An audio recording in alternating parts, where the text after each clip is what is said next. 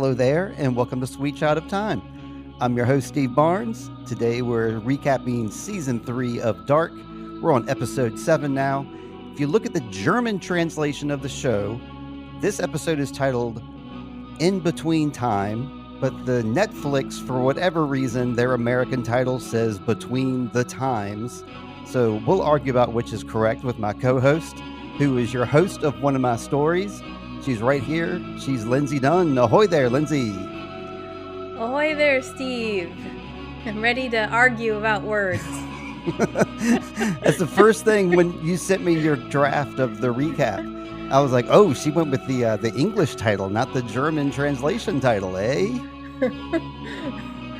Yeah, of course. I'm always, I don't translate the titles. I just go right for that Netflix translation. I just know it because I didn't know what the episode. I mean, I knew what the episode was called, but like during like the first couple minutes of the episode, like when they like to do their, their translations of things, like they help us out with that. Mm-hmm. Like the title of the episode flashed on the screen, and then below that is when it said in between time. So that's what I wrote down in my recap. So I'm going with that one. I'm going with in between time because I like the way it flows better instead of between the times. Okay, wow. All right. I think I do. I actually didn't put this in the recap, but I do recall now because I was looking at stuff today that between the time, the reason it might be that way is because there's some words said later in the episode with the grave marker of Merrick. Tannhaus delivers one of his long monologues and he says between the time, or at least that's how it's, either that's the translation or it's what they made the English translation. So I'm guessing that they use that phrase also in the episode title in German, and so they just did that, and that's why the words might be slightly out of order. It don't matter exhausting to say. That was exhausting to say for some reason. I feel exhausted already. I don't think it matters what this episode is called. Good. I can absolutely with certainty say this is like in the top 5 dark standalone episodes. If I were to give you my top 5, this would definitely be in there. I think this was I don't know. It kind of it made its own legend in a way. The way this episode rounded about, I really enjoyed it. Are you feeling the same way? I think I do like it this time. I remember when this episode came on, I did not like it.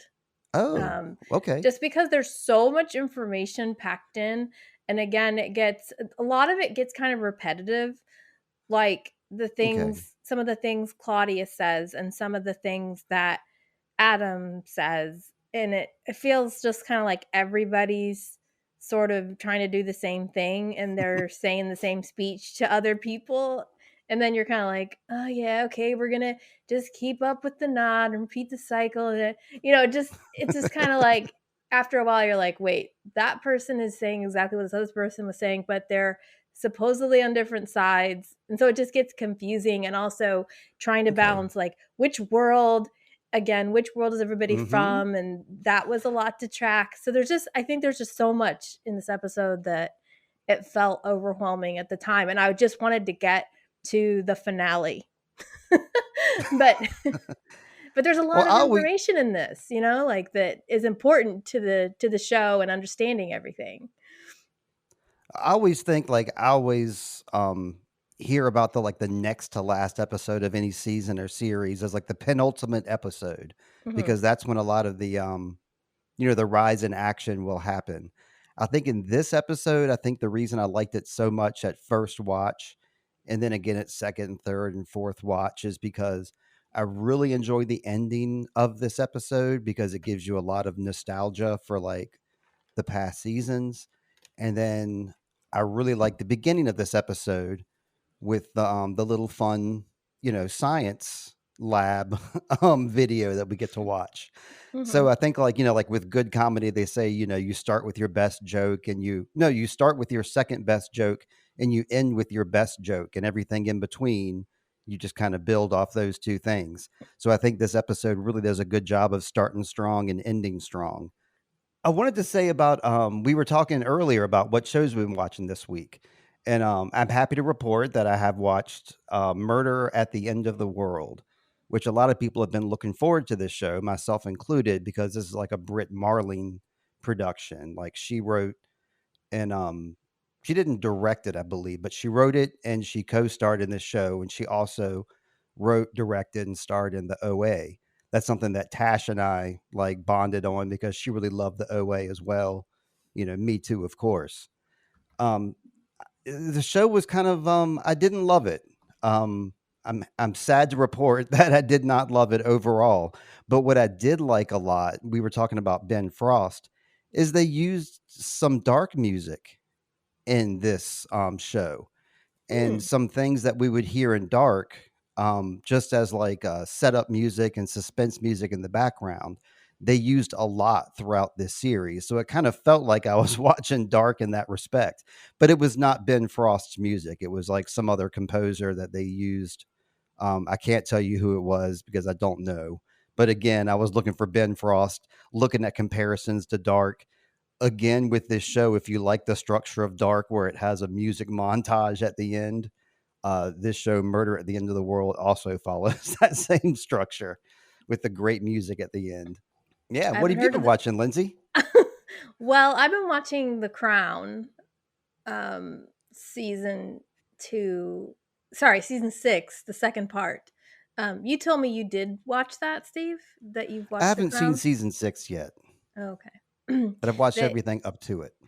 Yeah, at least one episode in each season usually is dedicated to Princess Margaret, and I just watched the Margaret episode and it was pretty devastating. But Oh, yeah, okay, just gotcha. because it again, I don't know much. I didn't follow the royal family growing up, Me and neither. I really love her character. I really love, especially season 1 and 2 when Vanessa Kirby plays Margaret, and I just really related to some of her feelings about the world.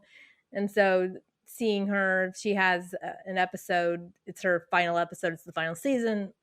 um, and she ends up, I mean, I don't think it's a spoiler because it's a historical thing, but she That's ends right. up having a stroke, and she has she's she loves to party, and so they keep telling her like you can't, you can't smoke anymore or drink, and then of course she ignores it and bad Hmm. things happen. So there's a scene in that episode that's pretty traumatic that I was like, "Oh my gosh, this is horrible." But so I just love that show, and I kind of want to go back and start over again, but it's a long show. Not as long as Mad Men, but yeah. Well, yeah, we should. We're on the hunt for things to watch now. We're kind of like in between places, Heather and myself, and that's why we're sampling these other shows. And Mhm. I don't know, maybe I'll get her to watch because I've watched The Crown up to season 5. She didn't Oh. like it as much as I did, but I'll just make her Mhm. watch it. I mean, she can jump in any season there because it all works out. Yeah. I just feel like I learn so much too from Yeah. watching the show. I mean, I love the drama, but also these are real things that happened in history that I didn't honestly know about until this show. And so I feel like it's educational as well as entertaining. So, Hey, speaking of educational, we started out our episode with a nice educational spin from Tan House, right? How's that for a segue? that's a good segue, Steve. Yeah. Do you want to go ahead and get into our recap and talk about Tannhauser's science lesson here? Sure, let's meet up with Bill Nye right now. Bill Nye the science guy. Hmm. Hey, Steve from Sweet Shot of Time here to tell you about our latest sponsor, which is Zencastr. It's how we do our podcasts now. Zencastr is great for connecting with others because I can connect with other people. I got them all on screen with me. I can record them super easy. And the best thing about Zencastr is to me, the best thing is it records locally. So if I'm recording with someone and their Wi-Fi connection is weak or they're cutting in and out or something, it will still record everything they said perfectly. I might not be able to hear it while we're recording, but in the edit, all of it's there. I love it so much for that reason. I always get a good, strong connection with Zencastr. It really makes it really easy to edit the podcasts afterwards. And I guess the main thing about Zencastr is, for me, it's free because I'm sponsored by them. But for you, you can start off getting 30% off if you use my promo code, which is Sweet Child of Time, and you can start out with that 30% off coupon. Now, there's some stuff that I have to tell you, and I'm going to tell you right now. Go to zencastr.com/pricing and use my code Sweet Child of Time, and you'll get 30% off your first month of any Zencastr paid plan. If you want to have the same easy experience I do for all my podcasting and content needs, it's time to share your story. Woo! So, as Steve said, the episode opens with an informative presentation about Schrodinger's cat. What is reality, and is there only one of them, or do several realities coexist? An animation shows one box becoming three. The presentation continues. Erwin Schrödinger came up with a thought experiment. A cat is locked in a steel chamber with a tiny amount of radioactive substance, a Geiger counter, a vial of poison, and a hammer.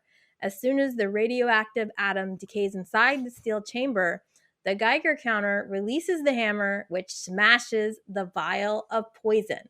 The cat is dead. Before you continue, I just want to make Yeah. the brief interruption that's a bit much. All they need is like a little bit of poison cat food. That would have the same effect instead of all this like contraband and the hammer and all that stuff involved. Because the cat would either eat the poison or it would not eat the poison. I think it would have the same effect. I'm not that I'm better than Schrodinger. He's the expert here, but I just think this Well, is a bit much. and I haven't I meant to look this up, but I haven't yet, to just look up, apart from Tannhaus, what he's doing, to look up Schrodinger's cat and see what comes up, because I didn't realize, I've heard of Schrodinger's cat, but I never heard of these other items being part of it, with all Me the neither. radioactive substance, the Geiger Right. counter, it's like a what do they call it? Almost like a Rube Goldberg experiment here that's been set up for this cat. Yes. And the animation does all that too with the falling hammer. Yeah. So our perspective changes then from this presentation we've been watching, the animation, to seeing who's giving the presentation. And it's a version of H.G. Tannhaus. And I'm really slow, Steve, but I just realized in this episode that HG stands for Heinrich Gustav, which is, the other Tannhauses, his predecessors in life, his ancestors. So I was like, that's pretty obvious, but all along I haven't realized what HG stands for. And I'm like, oh, well, that I makes do that all sense. the time, and Heather makes fun of me for not noticing, like, things like that too, so it's good, it's good. At least you noticed it, so that's all Yeah, that matters. at the almost the end of the show. So it's H.G. Tannhaus giving this presentation, and he's in this age between, because the show is between the time, or in between time. Mhm. It's between the Tannhaus, the young one we met in 1953, and the older one we saw talking to Stranger Jonas in the 1980s. He's talking as if he's on a TV show about science. He goes on to explain that since we put these objects inside a steel box that's sealed, the actual fate of the cat is both dead and alive. Until we look, we don't actually know if the radioactive substance decayed, triggering the chain of events leading to the death of this poor cat. And until we look, the cat is both alive and dead at the same time. I don't know. this age Tannhaus is just fun to look at here. Oh, He's this is wearing this, wonderful. yeah, his haircut is just this longish, hippie-ish hairstyle. Oh, We the way saw he's forward him, facing the yeah, camera and, like, talking to us, and, like, yeah. it's like I think you mentioned, and you're gonna bring this up later on, so but yeah, it's like, who is this for? It's like, did this get played in schools? Like, would young Jonas maybe have watched this as a kid, in, like, 4th grade, perhaps? Yeah, it would've been fun if, like, we had the Raider candy bars. It would've been fun if, Mhm. throughout anytime the TV was on, it would they might cross, change channels and be like, "Ah, this guy again." But we did see him once in season 1. We saw, Helge is Right. showing Eric Obendorf this show, playing entertaining him. So, but yeah, you do wonder how often this was on TV. So, and we're all wondering, what does this have to do with anything? Isn't that nice that there's this science TV show? So the scene then switches abruptly to Marta from Dark. Tannhaus then switches from teacher to narrator inside the world of Dark as we Here we continue to go. watch Marta. Yes. And he says, but what if the simultaneous existence of life and death also applied to the macrocosmic world? Inside the house, Jonas sits by the corpse of OG Marta, promising to make things right.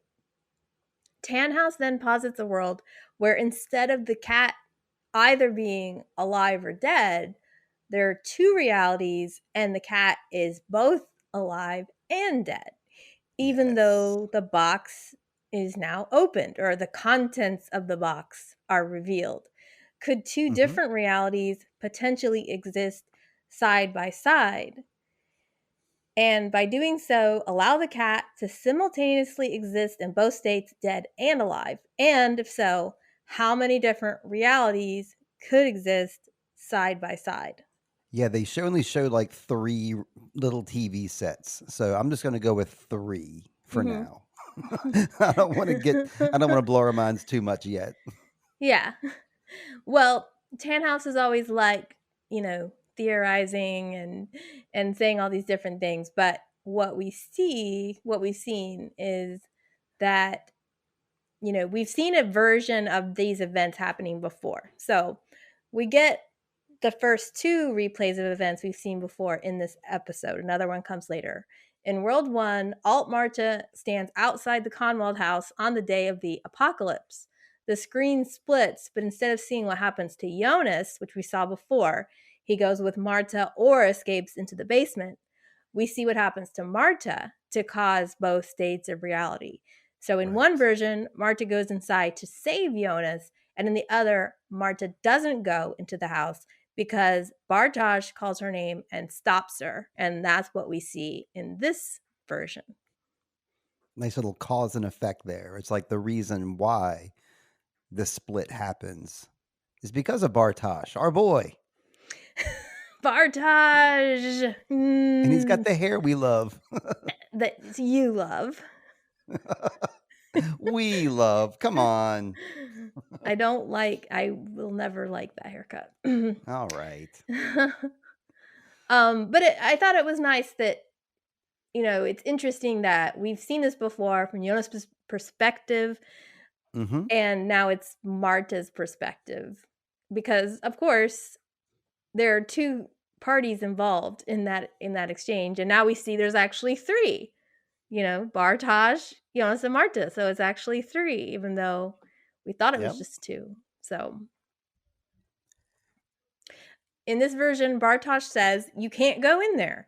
Adam and the others lied to you. He doesn't want to help you. He's going to kill you." Bartosz's clothes are ripped and his face dirty. So now he's joined the dirty people that never shower. Yep. In the future, he doesn't want to stop the apocalypse. He's still talking about Adam. Everyone Mhm. will die, not because of you, but because of him. He promises Marta he knows where the origin is and how it's all connected. This is what Alt Marta is supposed to say to Jonas. Instead, Mhm. Bartosz makes the same promise to Marta, begging her to trust him. Marta accepts his promises, and the two of them disappear into a cloud of golden stars. Like, so this shows like one reality is like Bartosz interrupts Martha and takes her like through like he has a little golden, what do you call the little golden The time golden traveling device snitch. that he, the golden snitch. That's what I wanted to say, but I knew it was wrong. So you said the wrong thing for me. Um and so Jonas exists in both realities according to this. So he got saved by Marta with her golden snitch, and then the other one he did not get saved by the golden snitch. Marta did instead. And then he runs to the basement. Mhm. And even though, like, they kind of showed him go from Martha's body to the basement, there was still like a real clear disconnect of how that house is laid out. Like, that basement still does not make sense to me. Even after watching this episode and they show him open that basement door, like, I Mhm. rewound that a couple times and, like, it's like he goes into the hallway, does a weird spin, and I don't know how this basement door works, but this Jonas, Mhm. like, survived there, and I guess that's the one we see later on doing all his experiments. Mhm. Yeah. But either way, Jonas doesn't die. So, Right, that's worth either pointing out path. too. Yeah. It's kind of amazing to me that he survived in, like, the little In the basement of his basement. house, and it just I makes me mean, wonder, like, how many. It leads me to believe that more people should have survived, if even the Conwads had that little bunker in under their house too. oh, alright. Now, okay, I don't know. We just have to accept this, I think. I You know, know, we we're can't. focused on these 4 families, I know. Um, so this, we saw the 2 fates of Jonas, and now there are these 2 paths of Marta causing different branches or options in the timeline. And that was fun to write because that's like, "Oh, that was in Loki, the branches of the timeline are branching out." Yeah, again, this is like a piece of the puzzle we've been missing. So Now, a piece of the puzzle I've been missing is, this week I didn't have your that's what I was trying to say gonna say earlier when I stumbled over my words. I was gonna say this is like the first episode that I've watched without having your recap to read along with. So I had to keep track of, like, where we were and, like, what years and all that kinda stuff in my notes here too. So it was an educational episode for me to go without a net here. yes, yes, you've been I told Steve he's now initiated into the Sigmundus Gratis. Now he gets his own suitcase time machine and everything. He's like young Noah, he Yep. can finally go into the lair. I can easily identify whether I'm in World 1 or World 2. It's no problem for me now. It's just a feeling you get. You just look at the atmosphere and the light, and you just know. Mhm. So then we jump to the workshop of H.G. Tannhaus in the year 1974. And the style of clocks he's working on look visibly different from the ones we've seen before. These are 1970s clocks, man. Yeah, baby, come on. And now in 1974, Tannhaus looks the same age as the man on the TV screen. He glances at a photo on his desk of his son and family, including baby Charlotte. Because there are so many quick jumps through time throughout this episode, this countdown clock device is set up for us where that the clock winds forward or backwards through each year and stops where it needs to go as if it's the wheel of fortune and we're spinning the wheel. Yeah, it kinda reminded me of, like, those old analog clocks when, like, that's the kinda clock I grew up with, where, like, the the numbers would tick by, like, the actual plastic piece of the numbers would keep clicking by. So that's what this reminded me of. I liked it. One thing I want to say about this countdown clock Okay. that I don't know is worth thinking about is this is the first episode that we've had. There's really only one warping transition between World 1 and World 2. So Okay. that makes you wonder if you're looking at World 1 or World 2. Either Yeah. we're staying in one world the whole episode, or because the worlds are so closely aligned, we're not they're not going to show us if we're in World 1 or 2, or if they're overlapping. So it's Okay. there's a level of uncertainty I feel to the chronology Okay. in this episode. A voiceover of Tannhaus says, "It's hard for people to accept death. We hold Right. on tightly to things that are long gone. We long in vain for a way to turn back time, a way to reverse death. But if time is relative and nothing is ever really in the past, and the simultaneous overlapping of different realities is possible." So he's already decided it is possible before he was Mhm. asking the questions. um, shouldn't it then be possible to bring something that we believe to be dead long ago and to create a new reality in which what is dead lives again? If our life is defined as that which lies between birth and death, then it exists there in infinite versions. Could we succeed in cheating death by finding a way to bring back life? And all this talk makes me think of Charlotte saying you have to get to the person you want to save when they are young. Yeah. That's right. And yeah, Jonas said the same thing as well to her. That's right. Right. Like the little cheat of death is to Yeah. is to travel in time. So it makes perfect sense. Sure. I mean, this grave is beautiful. I will say. This grave with the family names on it is this turquoise blue, the blue of dark, and I'm like, I want my grave to look like this one day. And the typeface on the grave is cool too. It's been recorded, so it shall be. Put it in my living will, everybody. So we see the grave marker for the Tannhaus family dated November 8th, 1971. Merrick, Sonia, and Charlotte are the names engraved on the tomb. Tannhaus visits the grave at the Church of St. Christopher. This is the place we've seen characters from Dark go before. Yana visits Mads. Jonas visits the graves of Marta and other people from Winden in 2053. Claudia buries Regina. He places a red stuffed animal beside Charlotte's name. And note that they put Charlotte's name on the tomb, even though her body was never found. We know that from the previous episode. Just like Yana and Trant made a grave for Mads. So that kind of reminded me of that decision. And he then walks to the bunker that we all know and love and walks down the stairs and finds a perfectly empty room. Yeah, like the little putting the little red toy on there was just like Yana putting that little red He-Man figure on Mhm. Mads's grave too. It was a I thought it was a direct callback to that. Mhm. Yep. And I don't know. I already want to talk about what's going to happen next episode because I'm so sure that this is a World 2 situation, but I guess we can't talk of it, Lindsay. My No. my brain is stuck in that way because like That's what you get mm, for watching ahead, Steve-O. But I mean, I encourage you to do it to get the itch to get that itch scratched.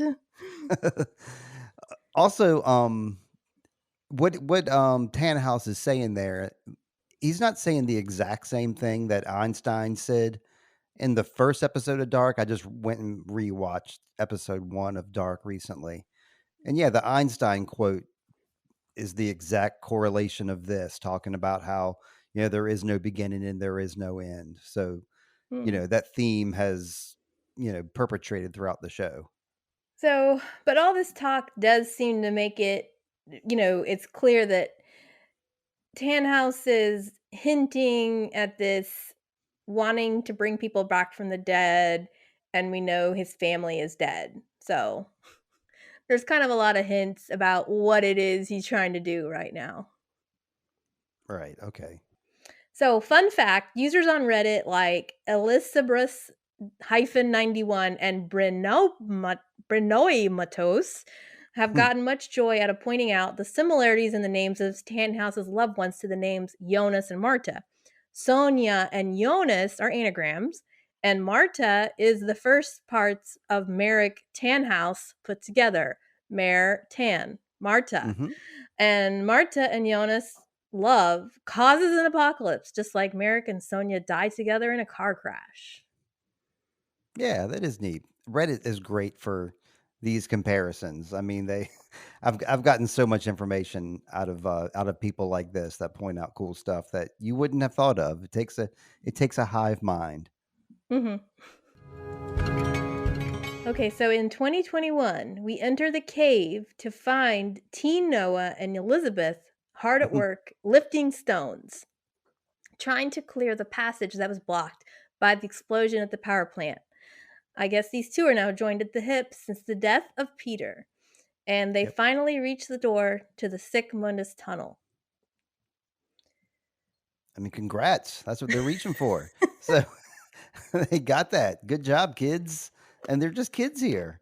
I'm not Yeah. sure how old Noah is supposed to be, but I don't place him older than like 18. Mhm. And especially if they hook up. If they're hooking up, then I'm sure that he has to be, 16, 15, something like that. He can't be too much older than Elizabeth or it's weird. That's all I got to say. Yeah. I'm not sure if they're hooking up quite yet, but um it'll I happen don't wanna make eventually. it weird. I don't want him to Yeah. be like an adult and her be a child and then, like, their relationship turns romantic. I don't want that to happen. I want him to be 15 and her to be, like, 12, and then everything's, more okay. Yeah. Well, we could sit there and try to figure out the ages, but we don't really have to do that. We know that Noah's very patient with Elizabeth. He's always been very patient with her. So I can imagine Yeah. when it came to romance, he was the same way. He wasn't pressuring her or trying to make something happen. He was just being his sweet self. Yeah. Trying to get to that tunnel too, man. He got it. The Sigmundus tunnel. I'm proud. I Yeah. almost was afraid it was gonna say, Eric Lutz on it instead. I'm glad it did not. That Yeah. would have confused me even more. Yeah, it does make you think a little bit how much Elizabeth had to evolve as a person doing this kind of work because, before she was skipping along to, home from school, et cetera, Mhm. being sassy with her mom and then she visited looking for dead bodies and corpses with her father.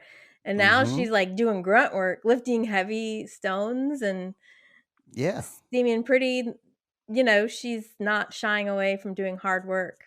So, And it makes perfect sense with who she turns into in season 2. mhm, It all completely adds up. yeah. So after they find the tunnel, Elizabeth is holding the For Charlotte pocket watch. She asks Noah to tell her about paradise. He has now learned some sign language. He doesn't have to use the notepad anymore. He says, Paradise is free of pain and suffering. Everything we've ever done is forgotten there. Any pain we've ever felt is erased, and all the dead live. Adam will keep his promise. The passage will open. These are important promises for Elizabeth and perhaps Noah, too. Noah has already murdered at least one person, and Mm. Elizabeth probably wants to forget the terrible day in the RV, the day her father died because of her. Also, Noah, promises that the dead live and maybe she can see her family again one day. That's a tall promise there, Noah. That's a bold promise to make to someone. Mhm. Yeah, you're right. I forgot. I hadn't forgotten that Noah murdered somebody, but to put it out there like that, ugh, you're kind of right. He does have kind of a past. I guess my biggest note here too was the whole paradise spiel that he goes over all the time. I mean, Mhm. we probably see it as a spiel, But to her, I guess it's like in this world where she doesn't have any kind of form of entertainment or anything whatsoever. I guess it's the same as like a bard when a bard will tell a tale and he'll like, you kind of get lost in the tale. And I guess that's what's happening here. Cause, in my notes, I kind of I was like rolling my eyes, kind of like, oh, this again, these Mhm. BS words. But to her, it's like the only form of like entertainment and hope that she like really has. So that's why she cherishes it so much. Yeah, I'm not sure if I would use the word entertainment, but definitely hope. And because really, the world they're living in, what is there to enjoy? It's the whole world, everybody they love has been destroyed. They're Hmm. like, love at the end of the world. They're lovers surviving together, and their days are just work, hard, sweaty work. So they have to believe that they're doing it for something, to have some kind of hope. And yeah. Well, that's why I say entertainment because it's like a distraction from the norm, which in my mind, that's kind of like one of the definitions of entertainment in a way. Hmm. I guess. He's a skilled narrator, this young man. Yeah. He Yeah, should he's maybe always known how to spin a tale and to woo a captive audience with his words. a captive audience. That's bad. What? I guess I'm just thinking of, like, Mickle and all the Yeah, people he knows, Greta too. Greta Doppler? Yeah, he just, like his words are sure, like honey sure. to her, she just eats them up That's and, right. like, keeps speaking to me, I'm drooling over here. Um Okay, so then the clock winds back to 1890. It's been 2 years since Alt Marta abandoned stranger Jonas, leaving the ball of goo behind. That goo is still in the vessel Jonas put it in. A figure covered in an early hazmat suit stands at a desk with two machines that hook up to three crackling pylons. The pylons all make an electrical current with the dark matter. Dials are turned to try different things. The figure notices that one of the pylons loses the connection with the dark matter. They march forward and climb up to use their hands to try and adjust the pylon, getting electrocuted in the process. It's Stranger Jonas, who has now become severely burned by the charge, the first of many scars he will endure, and still the ball of goo sits unchanged. Yeah, this was a wild scene all around. Like first off, that suit that he's wearing is like scary, right? Yeah. It reminds me of like a Scooby Doo like villain is what I thought about first. For all And we know, the suit may carry electricity. I mean, I guess it has some form of protection to it, but Yeah. yeah, he gets zapped pretty hard here, and his arm immediately looks terrible. Mhm.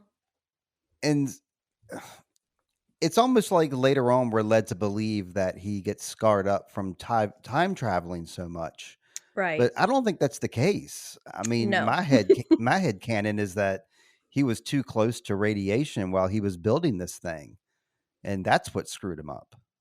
Mhm. You're nodding your head. You kind of agree Yes. with that? Yes, I do Right agree on. that he's romantic, people look at him and he's like, "Traveling has taken its toll," but it's really stupidity more than anything, and mishandling Well, things and being stubborn about, um, making it work, and so he was being hasty and uncautious and just keeps yeah. getting electrocuted.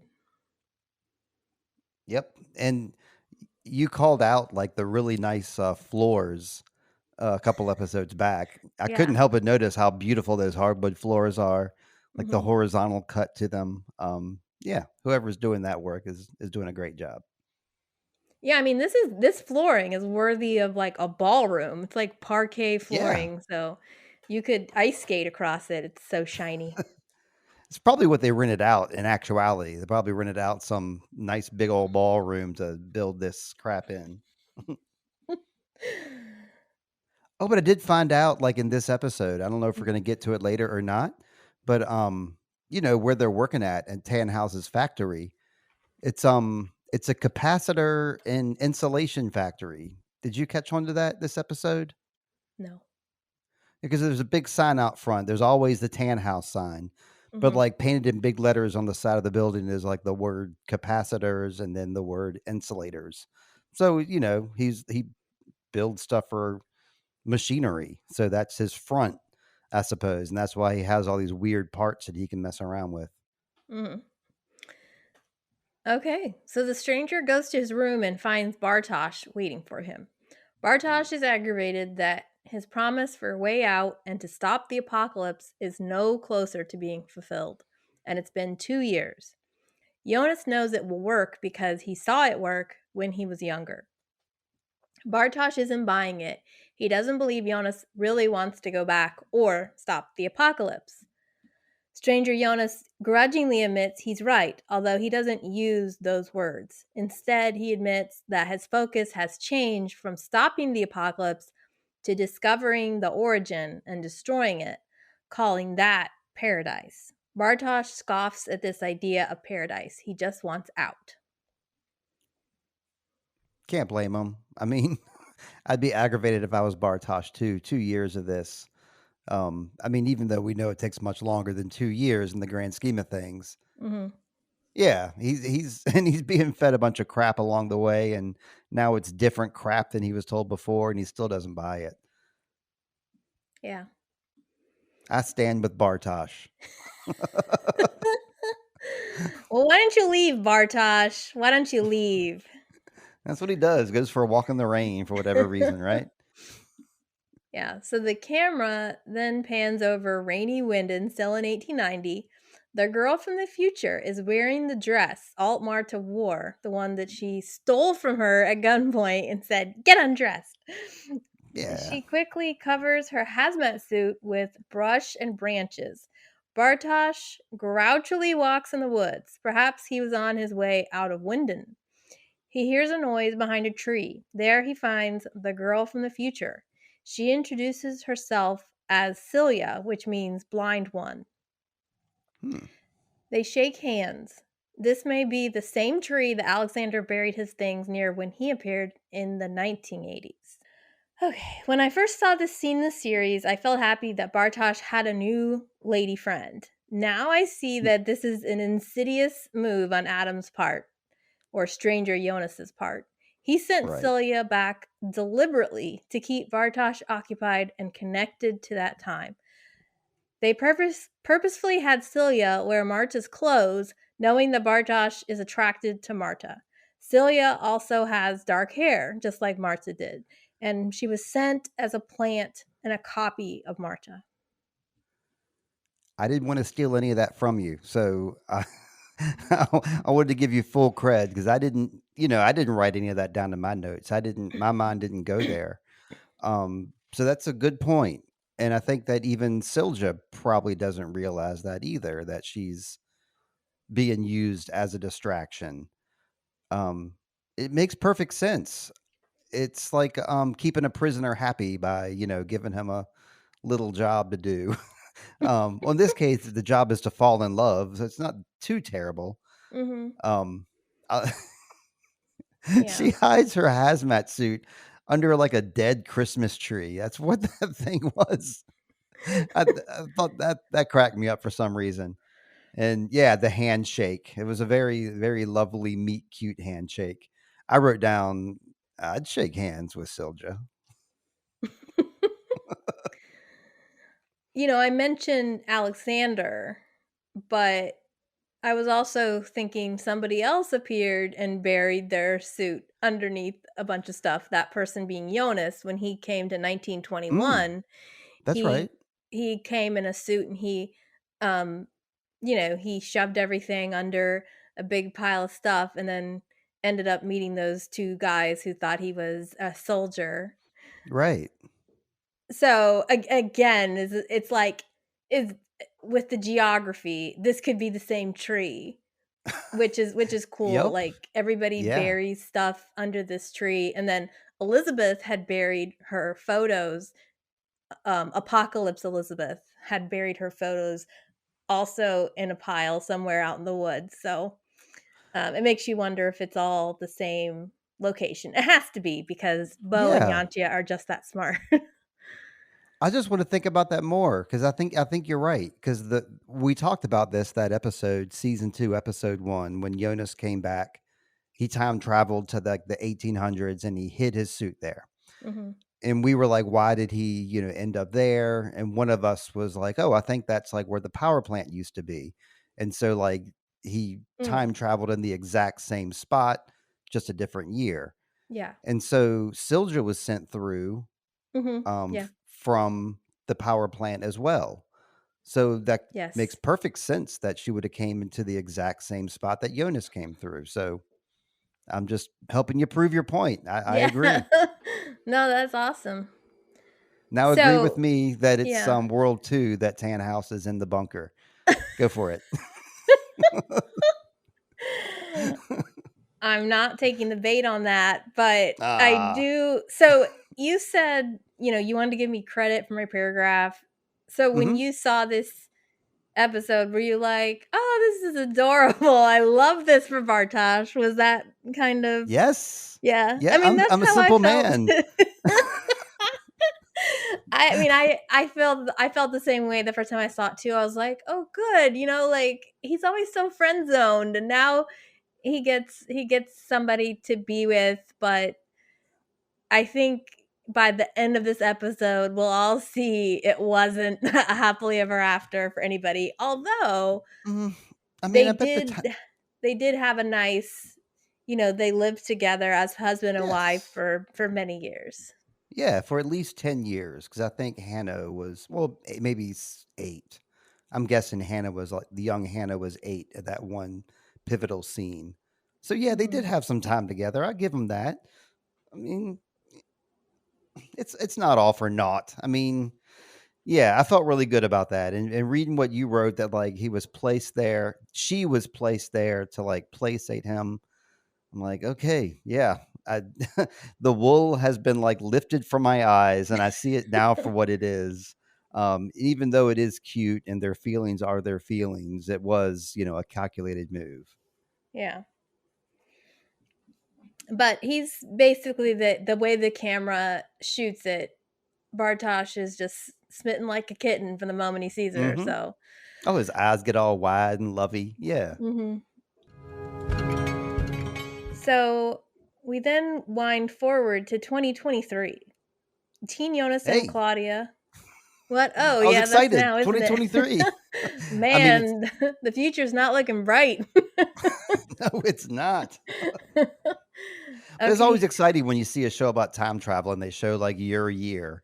It's like, Yeah. oh, gives you that feeling of a sinner. I don't know. Yeah. Where's the Wawa, though? That's what I want to know. All right. Not in So Germany. Teen Jonas and Claudia power up the machines and try to penetrate the covering around the small God particle. It's no use. They then spend time cleaning their suits. Jonas looks dejected. Claudia says they can try again tomorrow. Jonas doesn't look convinced. She encourages him not to give up hope. He doesn't think he can do this anymore. He walks out, and we pull back to see what I think is the remnants of the power plant. It's difficult to know what's on Claudia's mind. We know Alt Claudia told her to keep Jonas distracted. So, what is her intention? Does she really want him to keep hoping? Perhaps this is her trying to send him a silent message that all is not lost, even though she doesn't tell him the full truth. It does seem cruel not to bring him into the secret, but Claudia still needs to make sure that she doesn't mess up the plan. She's still working it out. Yeah, that's the vibe that I got too, is that she's not thrilled with what she has to do, that she has to keep him distracted, but that's exactly what she's doing. hmm This thing looked like a gobstopper to me, first off. You ever have a gobstopper and you get to the center of it and it's like all white and has little things in it? You're That's talking what about the God particle looks like a Mhm. gobstopper? Yeah, it's the Okay. gob particle. And I was comforted in the scene when they were washing their suits and stuff.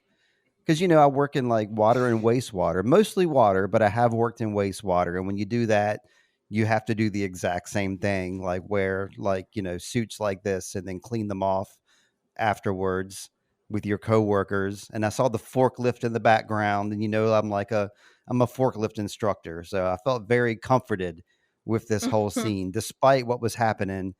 Jonas getting frustrated, and Claudia having to keep him up with hope. It's got to be hard for her to do that because there's nothing but like work for them to do. There's no other distractions. So she's got to keep this ruse up for a long time. So I Yeah. guess it's the length of time that she keeps this ruse up is what in the end like upsets him so much about it. Yeah. And this picture that I put in the recap, I think it does, her expression. She looks concerned because Jonas is looking pretty depressed here.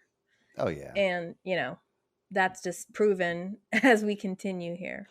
Oh yeah, yeah. This is like the day of. So yeah, he's reached the end at this point. That's right. He can't he can't do another day of this crap.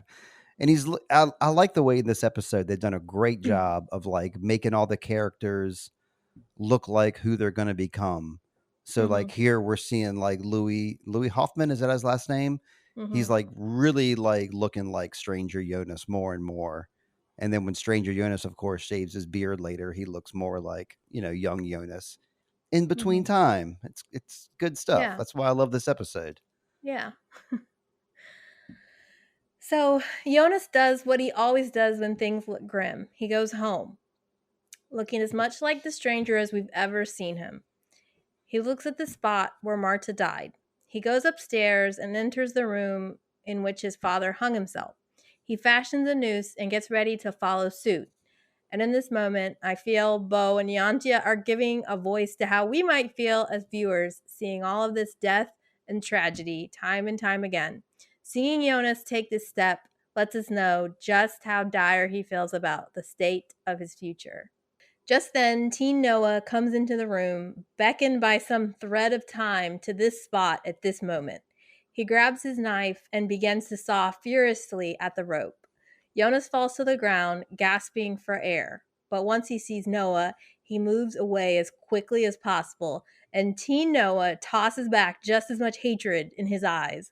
There is no love between these two men.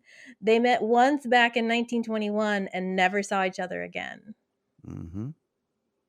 And this scene is very again, I found a cool photo, but it's all very picturesque, I will say, for a hanging scene.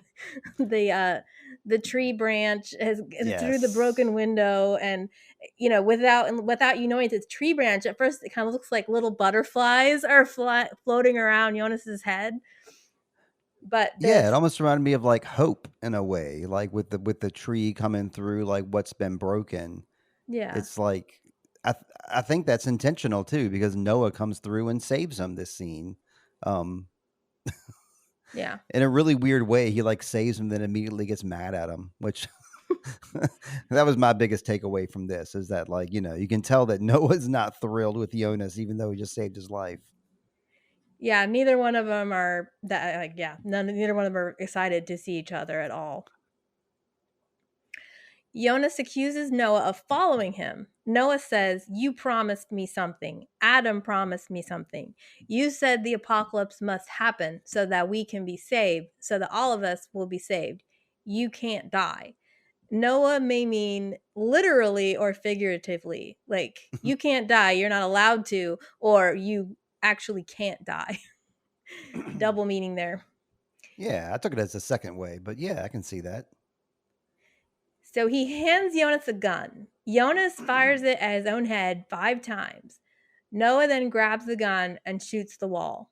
Oh, I should say Jonas fires it at his own head 5 times, but it doesn't go off. I didn't put that part in. Right. Noah then grabs the gun and shoots the wall. The gun goes off just fine. Noah explains that Jonas can't die because his older self exists. Time won't allow it. No matter what he does, someone or something will keep him alive. He then tells Jonas that he and Elizabeth found the passage and that Jonas must keep his promise. Yeah, this reminded me of Tenet, like that whole causality Mm-hmm. conversation they had in that movie. This Yeah. immediately made me think about that movie and some of the things they had to say because Noah's basically telling all this to Jonas now. I think that Noah has seen the movie Tenet too. The years match up, so he's probably seen it by now, right? Yeah, what was that one part where he's trying to pick up a bullet and she says, "You have to have dropped it." That's right. Like, because he puts his hand up and nothing happens, and then she's like, "You Hmm. have to have dropped it." So that means he mentally has to like intentionally do that with his mind to like with intention, Jonas, with intention.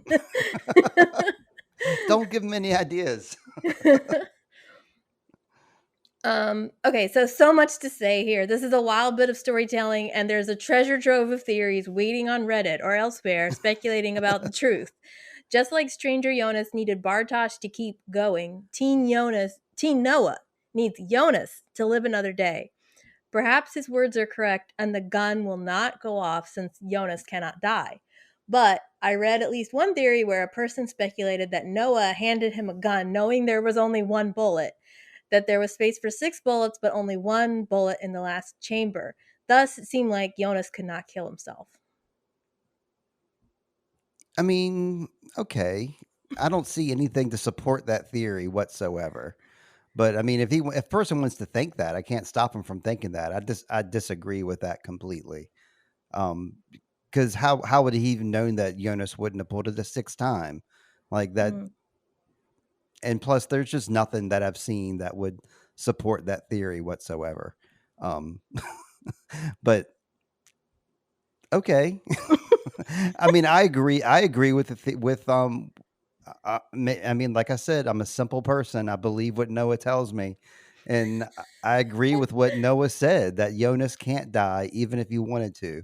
That's something. I mean, we've been going back on that theory many times throughout the course of our conversations in this podcast. That because they exist in the future, something we don't know what it is. You can call it God or time or something's going to stop it from happening.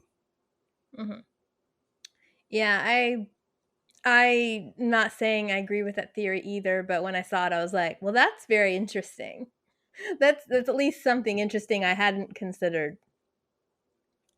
And I But would never have you considered it. you mentioned that you believe what Noah tells you. However, you also know that Noah is being fed false information. Right, but just because somebody's fed false information doesn't mean everything they say is wrong. They could say, just like when they say you put like 1,000 monkeys at a typewriter and one of them's going to come up with Shakespeare. Like there's going Mhm. to be some truth tied in with anything that even a liar says. Mm, okay.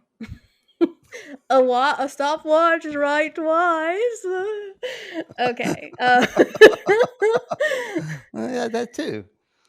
Okay, but also let's remember how Noah died. He brought a gun to kill Adam, and instead, that same gun was used by Agnes to kill him. So, does that mean he forgot his own advice that Adam could not be killed?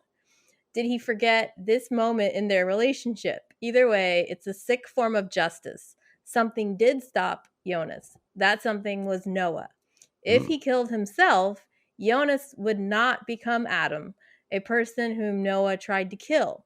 But if time will intervene, if Noah did not come in, perhaps the beam Jonas tied the rope around would give way, or the rope would falter. And it's just fun to speculate either way. It is, and I gotta like bring up something that I brought up way back when the first time somebody got hung in this show is like they're not doing it the way that you're supposed to, where like you break the person's neck. They're just doing like the choking thing. Mm-hmm. So if Jonas had like done it properly to break his neck, then there's nothing that Noah could have done to save him.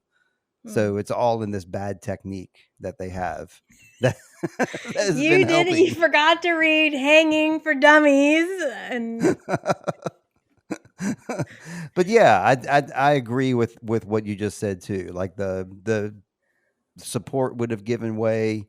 Um, the rope would have, given out, the radiator would have busted, something would have happened. As it was, Noah gets to play the reluctant hero. Mhm. Okay, but thoughts about the gun, the relationship about the gun with Jonas slash Adam and Noah, and the gun later with Okay. Noah trying to kill. Like, did you have any thoughts about that shenanigans? You mean about Agnes in particular, or about the gun in Just the itself? fact that, okay, so we know this, we didn't know it before, but we know now that this happened for these two. Jonas tried to kill himself, and Noah says, "No, you can't. You won't be able to kill yourself with this gun. Even let me give it to you and show you." Shoots himself in the Hmm. head, and then Noah takes the gun, fires the wall. It does work. Now, like, we can connect that to that event of Noah. Like, what made Noah think he could go in and shoot Adam? Then, like, did he forget his own advice that he told? Like, Well, at that why didn't point, Noah realize what would happen? I think because they were living in the present at that moment, because Adam had already, that was as far as he had come in his journey, Noah, at that Mhm. moment that he rushed in to kill Adam. So he hadn't time traveled beyond that point Yeah. yet. So I think that's why he thought he could kill him, is because there was no time to tell him that he couldn't. Yeah, there was no, like, corpse Adam in the future that he saw Right. at a certain point. Yeah, old man. Yeah, like he's never encountered like an older Adam than that, so anything could happen at that moment. So he thought he had destiny in his hand. He being Noah thought he had like destiny in his hands. Mhm. He did not though. Adam Yeah. knew a little bit more than he did at that moment. Yeah. That's just like I don't know. It's just a cool anti-mirror, I guess. It's not a mirror, it's an anti-mirror. So then, moving on, Teen Noah shows Jonas the passageway and the Sycamundus tunnel. The door is now open, but the air doesn't flow freely. The passage is still blocked. Noah says the passage will open and then you, Adam, will lead us to paradise. He said, "We will be friends before you betray me." An interesting bit of information. What could have motivated Adam to tell teen Noah this about stranger Jonas? Or was it his older self? He wanted to keep just enough suspicion between the two of them. Yeah, I think older Noah told younger. That's what I think anyway. That older Noah told younger Noah that, like, don't trust him too much. You guys will be friends, but ultimately Mm-hmm. he's going to betray you. Yeah. So we wind back to 1904. Celia goes into a painful labor with Bartosh and a midwife at her side. After some painful pushes, Celia gives birth to a baby boy and names him Hanno. So, another puzzle piece falls into place for us. Bartosh and Celia are Noah's parents. His own baby boy drugged him into this mess called Sigmundus, and we've seen Bartosh's older self and also know that it was Bartosh whom Noah killed at the beginning of season 2. What a dysfunctional family. Yeah, that's never explicitly spelled out for us. It's kind of like the kind of thing you pick up on the rewatch, in my opinion. Because Mhm. I do remember young Noah killing a guy the first time I watched Dark, but Yeah. I never made the connection that it was Bartosh until, we started doing this. Mhm. So it's the kind of thing that can completely go over your head. Not for our listeners, but for the average listener. Yeah. So, I do want to say something about Bartosh here, which I think is very odd. Mm-mm. Uh-oh. And it Okay. gets at my feelings about Bartosh overall, that, like, I do want to root for him. However, like, it makes me question again just this. They sent Celia, and Bartosh seems like, um a eunuch here. I mean, there's no emotion to him at all. I mean, he's just, he's sitting there watching his wife, pushing, trying to deliver this baby, giving it her all, and he's just sitting there doing nothing, just holding her hand and staring at her with loving eyes. But he just doesn't say anything or do anything. Most when you watch births happen, a lot of times the men are like encouraging their wives or saying something, and or like, I'm so proud of you, honey, you did such a good job, and being really supportive. And he's just kind of like a dead fish, he's just sitting there. And so it's nothing against Bartosz, but I do feel that being in this cult and being like Adam's puppet and all that has just like drained any signs of life out of him. Like, what happened to our Bartosz that was like sarcastic and full of life and making wisecracks? He's like a poor excuse for a man. I mean, right here. I didn't take any of that from that scene. That's interesting. Um, I just thought because it's a real quick scene. Like I blinked and it was over. So maybe that was the intention of the scene, was to just be real brief, so he didn't have any time to act. I did not pick up on that that he was being a cold fish. That's interesting that you did. I saw it as like just the birth of their kid, and I saw his eyes get big and full of love, and I didn't think twice of it. That's really Yeah, he's interesting. yeah, I mean, he's full of love, but he's very like, it's a very passive. He's being very passive in the scene is what I mean. Yeah. You could say the same thing of like, what happened to the old Steve Barnes that used to like to go out and have fun with his friends and do stuff? What happened to that guy? I mean, we get old, man. Bartosz is old. He's not really old here. I think he's like in his 20s, maybe, with that little beard that he's got going on. But Yeah.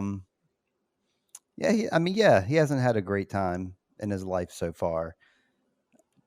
Yeah. I just I think don't he's know. been That's really emptied. interesting. I just think he's been emptied of soul, by this process of by his life and the decisions that have Hmm. led to him being here. Because it's almost like, and even the way he meets Celia is, it's like, I'm blinded by the light. Or they talk about, what is it, those women called the sirens that are in the ship and they Hmm. sing, and then the men just crash on the rocks because they're so entranced. Like, that's what Bartosz reminds me of here. He's just kind of staring at Celia with goo eyes and not really being very useful, but it's nothing against him. I just feel like sorry for him that he's like got that cult Yeah. mentality, you know? And Bartosz. All right. Yeah.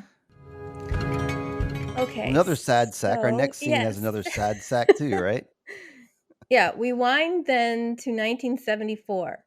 Tannhaus hangs the family photo of his son, daughter-in-law, and granddaughter on the bunker wall, Merrick, Sonia, and Charlotte. Tannhaus's voice says that fate plays cruel games, but we always will believe that there is a way to turn the tide in our favor if we want it badly enough. Tannhaus is the first to hang photos of dead people in the bunker. We then pull back. He has brought boxes and various contraptions down to the bunker. He says, a person is able to pursue a goal, no matter how unattainable it may seem, over the course of an entire lifetime. No resistance, no obstacle is great enough to stop one from pursuing one's will. Tannhaus has a small prototype of a nuclear device and some plans. Is this stubbornness in our striving not that which distinguishes us from animals, which know only short lived desire, and isn't all progress through all ages not the product of this unquenchable act of will? We continue to watch Tannhaus at various stages of building some sort of device in the bunker as he drones on and on about will and progress. The will guides us towards an idea of progress. As long as you feel you are getting somewhere, you will keep going, just like the characters in this show. I'm just But gonna I keep will going. I will point out one thing that can be sort of a visual clue about Tannhaus, Okay. um which maybe hasn't been spelled out, because I didn't put it in the recap. But in these scenes, there are bars, black bars on the top the bottom and the top as if it's like Yes. widescreen. Whenever we I see noticed that. tan house, we see these black bars. And this is the only time we've seen those black bars. Okay, yeah, they did those same kinda clues in Lost as well, and, Hmm. Westworld. They did the same thing in Westworld too.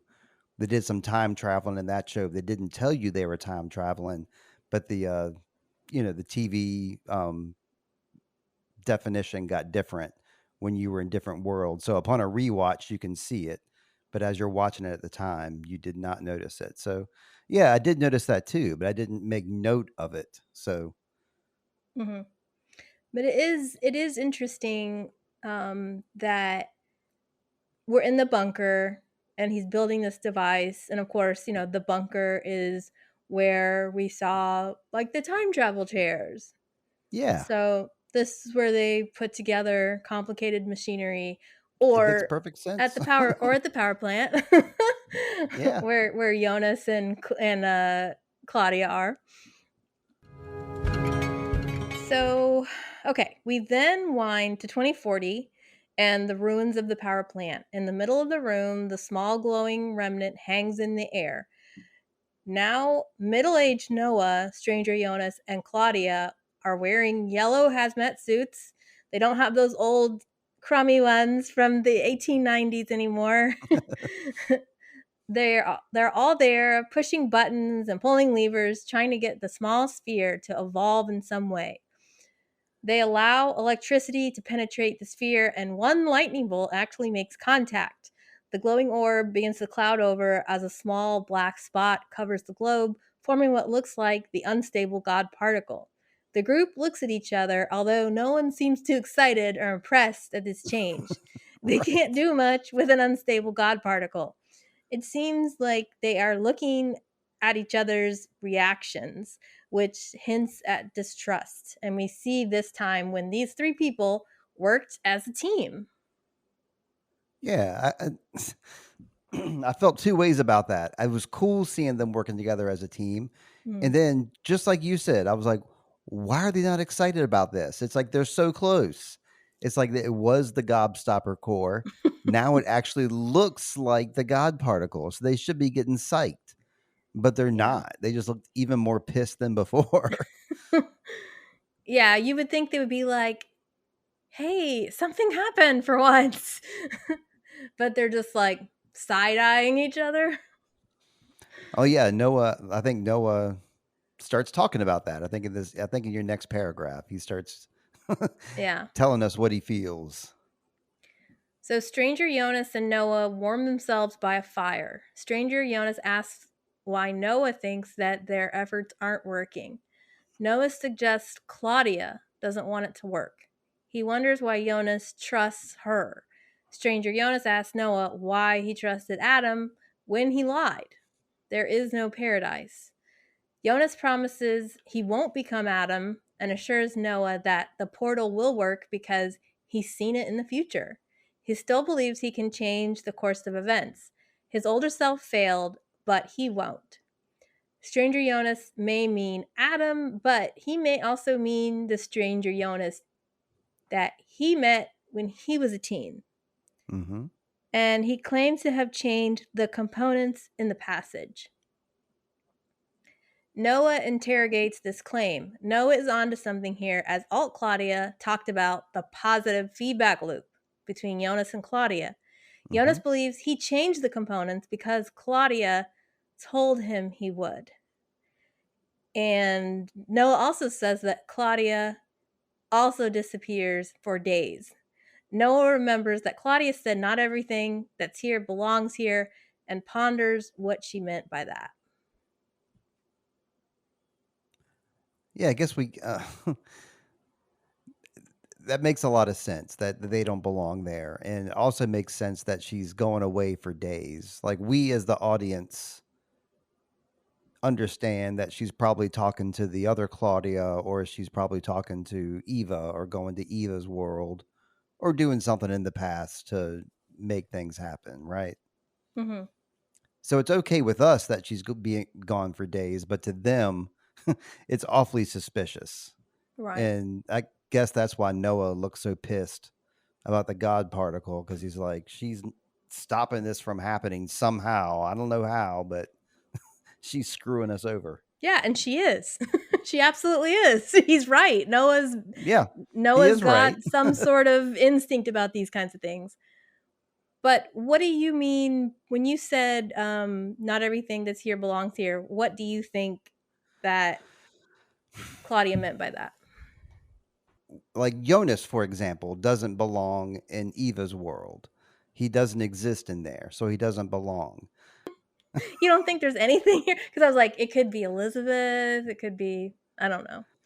It's like really all there is like Elizabeth, Claudia, Jonas, or Noah are the four people that are existing. Yeah. We found out by the end of the episode that there's, people that don't belong. And I think that's answered later on within this episode. Um, that there's things like, looking ahead, Hannah in this episode, Silja. Yeah, but they're not here. They're not here at this time. So yeah. Okay, I'm just thinking of things that are out of place, like not in the right place they should be in general. Yeah. Yeah. Okay. Well, I'm let's so just sorry. it's fine. It's fine. No, I was like, I didn't realize I would cause you such consternation, so I'm sorry.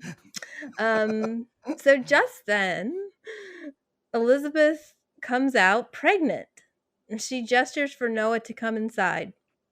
This is the paradise Noah should enjoy if he has any sense. He tells Jonas once more that they can't trust Claudia, and Jonas doesn't seem convinced. Did you want to say Okay, anything with that I part? do. I was just Okay. making sure that you said this the right thing that I thought you said, which is this is the paradise that Noah should enjoy. Yes. Um, I really resonated with that statement that you wrote there, because you're right. That is like, he's found love. He's found somebody that respects him, looks up to him, like adores him. But instead he's fixated on the work that he's doing, and he's getting frustrated by that. Just reminds me of like that age old tale of like, you don't realize how good things are Hmm. until the time has passed. Um, so yeah, I wish Noah had read that at this moment. Yeah. That this is the paradise that he should be in. I wanted to go off on a, hopefully this isn't too much of a weird tangent, but he says something like, I wrote it down here too. But this time it'll be different. He's talking about the loop and how he's going to make things different. And I wrote down in big letters, all this only happens one time. Because I'm a firm believer that there's not a loop that keeps happening over and over and over again. I'm a firm believer that all this happened linearly one time. And maybe we'll get into that like in a later episode. But I just Hmm. thought it was interesting that he said that, and that that's where my mind went immediately, because it's a big question. Is like, does this keep happening over and over again? Are people learning from this? Do they remember past times in the cycle? How endless of a cycle is this? In my mind, it all happens once. Hmm. I don't know. What do you agree with that, or have you ever thought about that? I think I'm Team Loop, Okay. Well, but just great. We'll get to, then yes, we will talk more about that later then. Great. I'm glad you okay. are. But but I'm also not that firm about it. I'm not like, "Oh yeah," but I think it's I guess I would say I'm more like undecided. I'm more agnostic Okay. about it. Yeah. Okay. We leave Jonas and overhear a conversation between the two Claudias now. OG Claudia assures Alt Claudia that Jonas still doesn't know the other world exists. Alt Claudia reminds her that the matter must not work yet. The knot must be upheld in both worlds.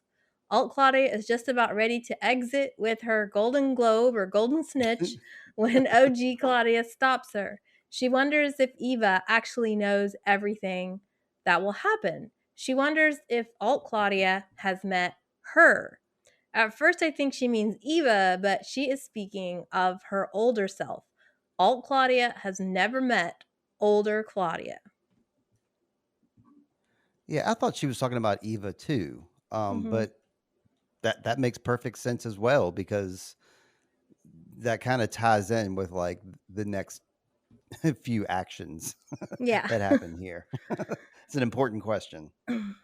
So Claudia recalls what older Claudia said: if everything goes right, Regina will live. She has thought about that all these years, and she can't believe that older Claudia meant for Regina to just suffer over and over again in a repeating knot that must be preserved. That's evidence right there towards a loop thing for when Claudia says that. I feel just to point it out since we talked about it. Mm, Because she's like, and I can't believe they mean Regina to just suffer over and over again.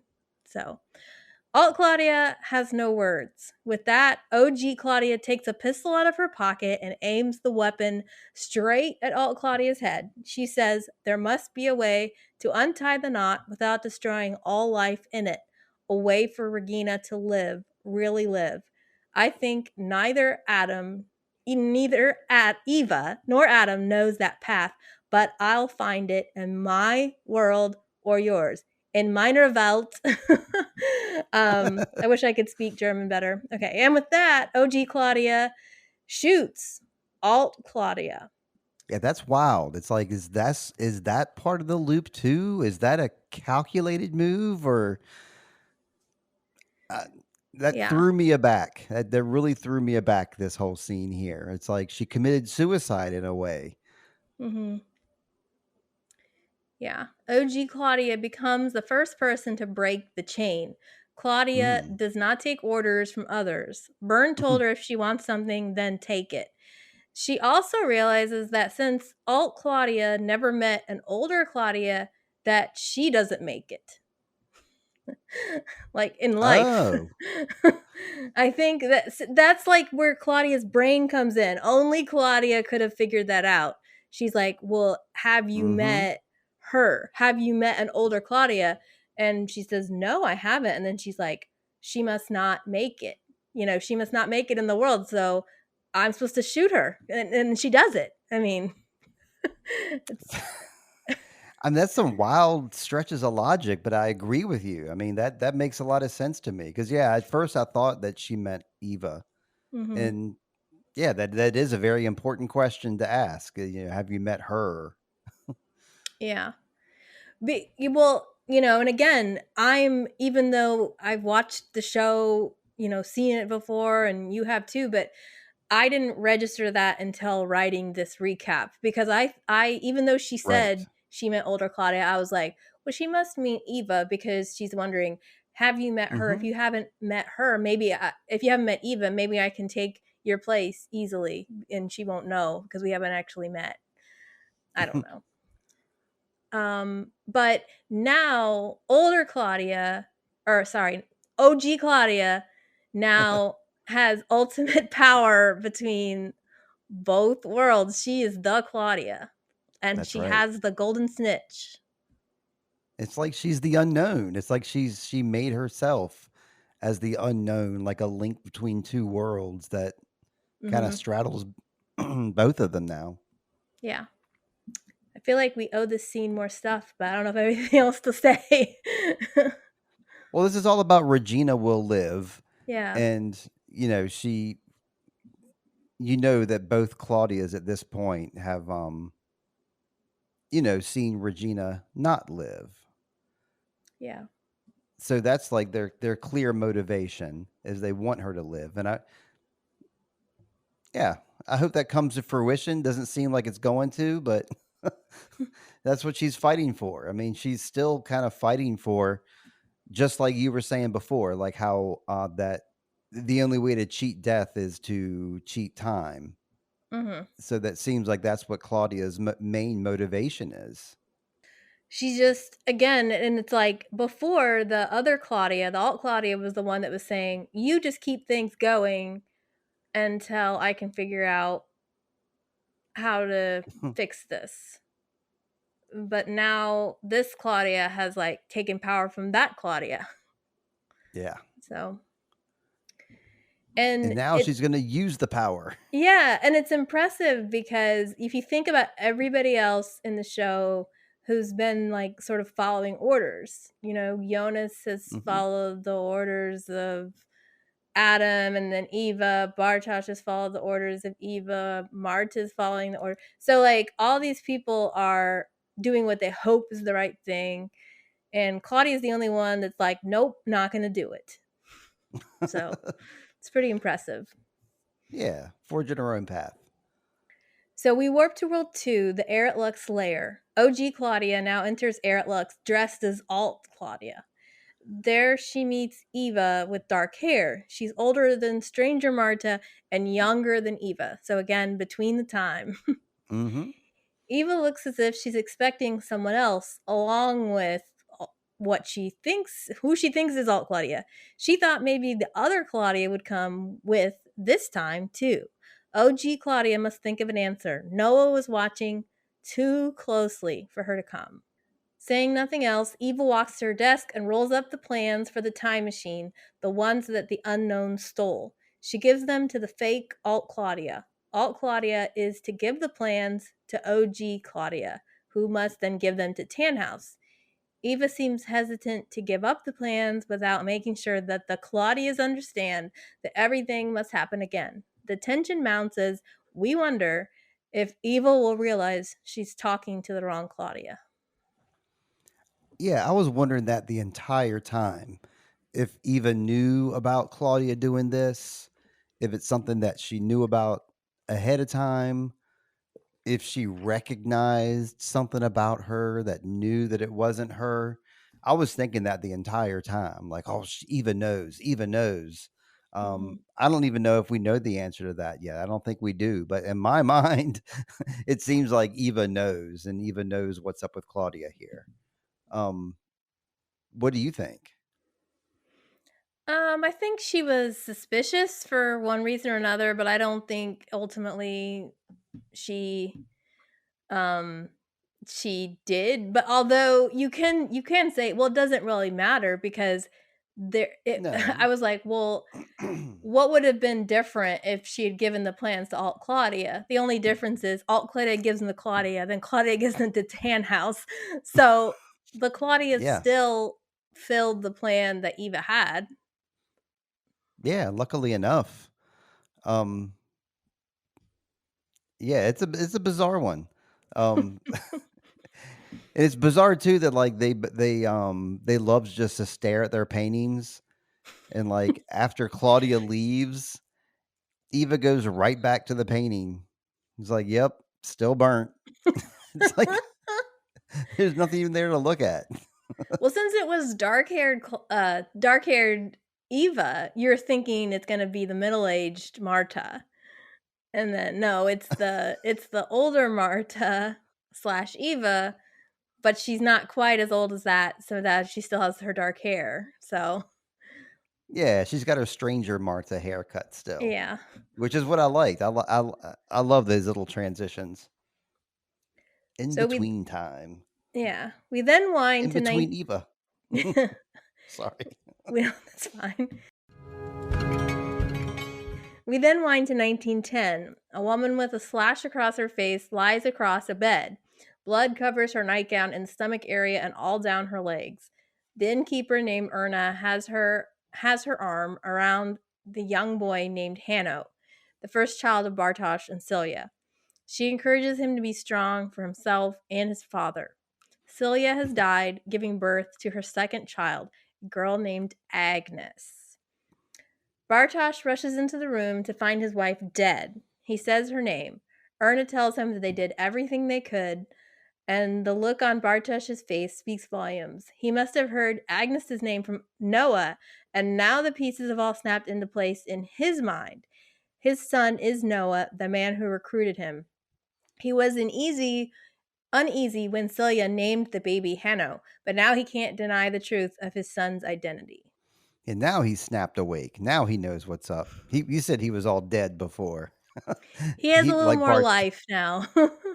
Now that Silja's dead. Yeah.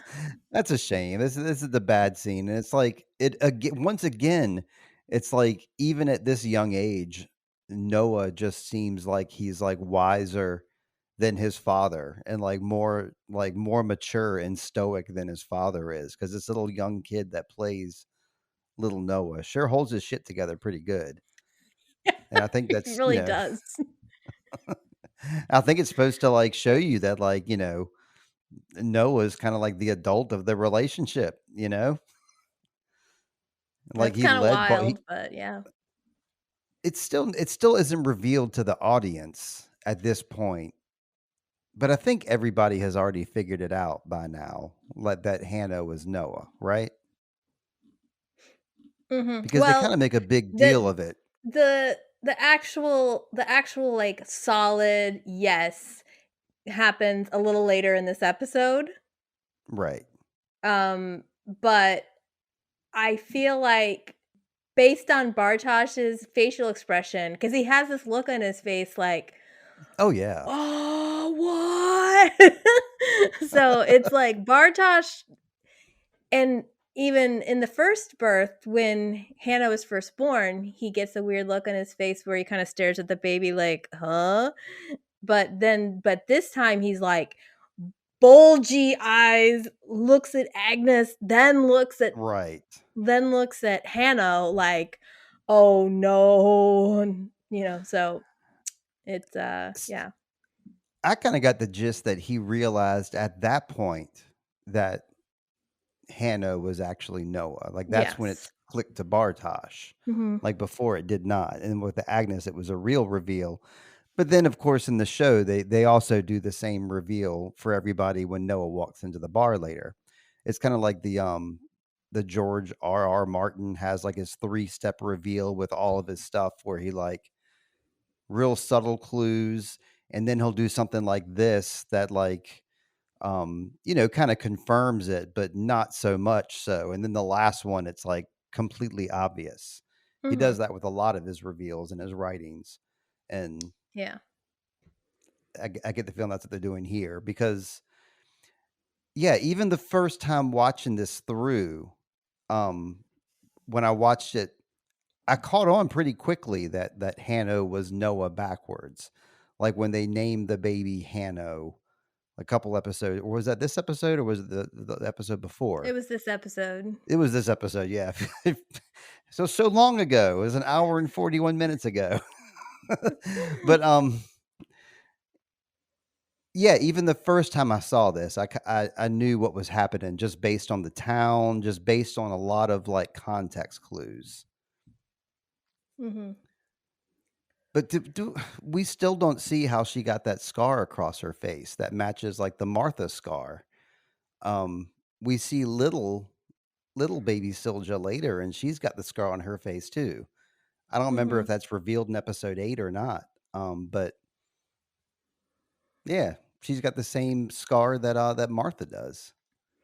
Yeah, different, at a different diagonal, different eye and Of all that, course. but I think that I just think Bo and Yantia love scars, so they have to put one on everybody, Yeah, uh, it's true. They do. but yeah, so we then wind forward to 2041. Noah and Elizabeth walk outside hand in hand. They fold laundry and do the things couples do. Elizabeth stops to ask him to tell her about paradise.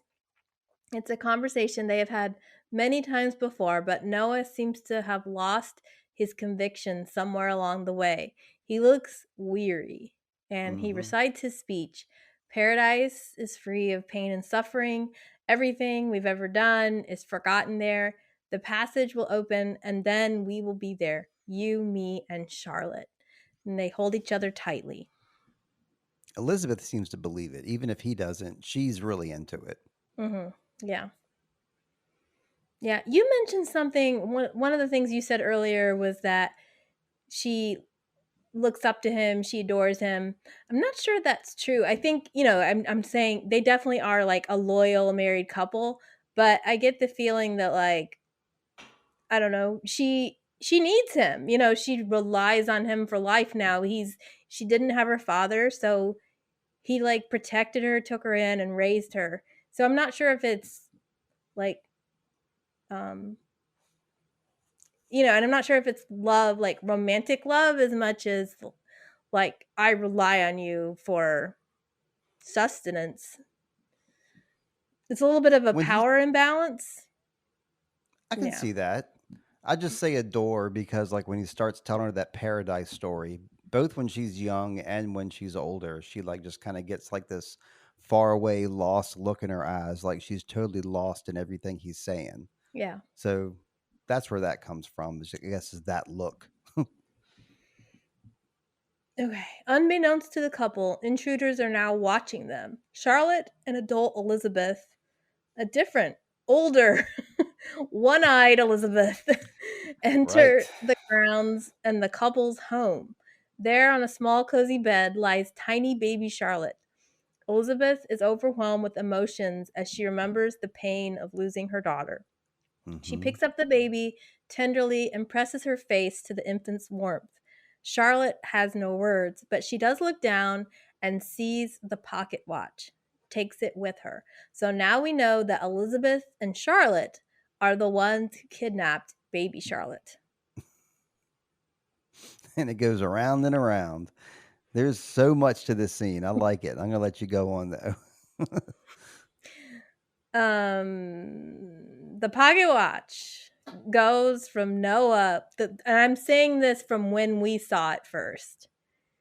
When we first saw the Okay. pocket watch, it was with Noah. It goes from Noah to younger Elizabeth, from Elizabeth to Charlotte, from Charlotte to Peter, from Peter to Elizabeth, from Elizabeth to baby Charlotte, from baby Charlotte to Tannhouse, and from Tannhouse to young Charlotte. And now I will desist from tracking the watch. Yeah, that's some good tracking there. That's spot on too. Like I'm remembering each handoff. Noah and Elizabeth go inside their shack and realize that baby Charlotte is missing. He goes straight away to the bunker where stranger Jonas bunks, convinced that he's the baby snatcher. He shoves stranger Jonas against a wall. He Oh, remembers okay. Adam's words that they would be friends until stranger Jonas betrayed him. Stranger Jonas assures him that he isn't the guilty party. Noah grabs him by the windpipe, ready to exact revenge. He leaves him with a curse. I wish you all the suffering in the world, and leaves Jonas without another word. And two more sentences here. Elizabeth sits cradling a baby cap left behind. Noah kneels before her and vows to find Charlotte. He promises to return with the baby and takes the sick Muna's journal with him. Again, he promises big. Like, how does he know he can find it? Um, of course, he's going to go back to Adam, like thinking that not Adam, Jonas, thinking that Jonas did this. So this was like the perfect getaway for Elizabeth and Charlotte to do this.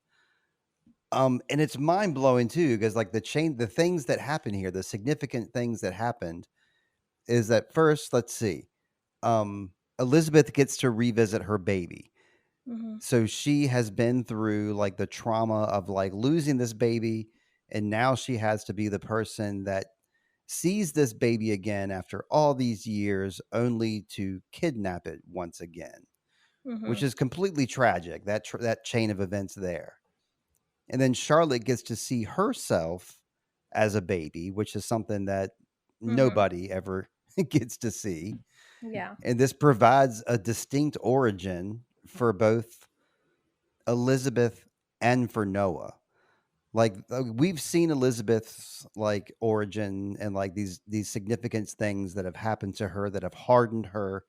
But this I think is like the real one that really hardens her is like losing her child. I think Mm-hmm. that really, sets her in motion. And Noah as well. Like this turns Noah into the Noah that we see later. That's like Mr. Determined, Mr. No Fun.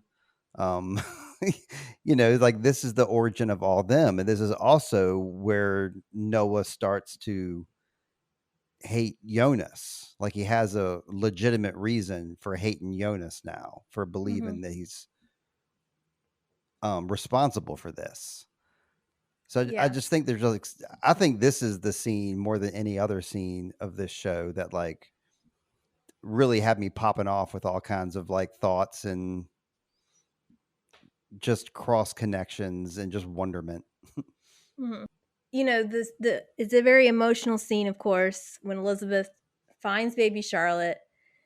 She cries and she's remembering, what it felt like to lose her. But then when you think about it, what she does, we know what happens. These two women, before Tannhaus just said two women, he'd never met them before. Right. They show up at his doorstep and drop off the baby. So Elizabeth is like reunited with her baby for Mm-hmm. a very brief period of time and then just is instructed to drop off the baby at the tan house. Now, if it was Claudia, she would be like, nope, not doing it, and like shoot someone in the head. But Elizabeth fulfills the duty. But Yeah. it was also interesting to see Charlotte's face because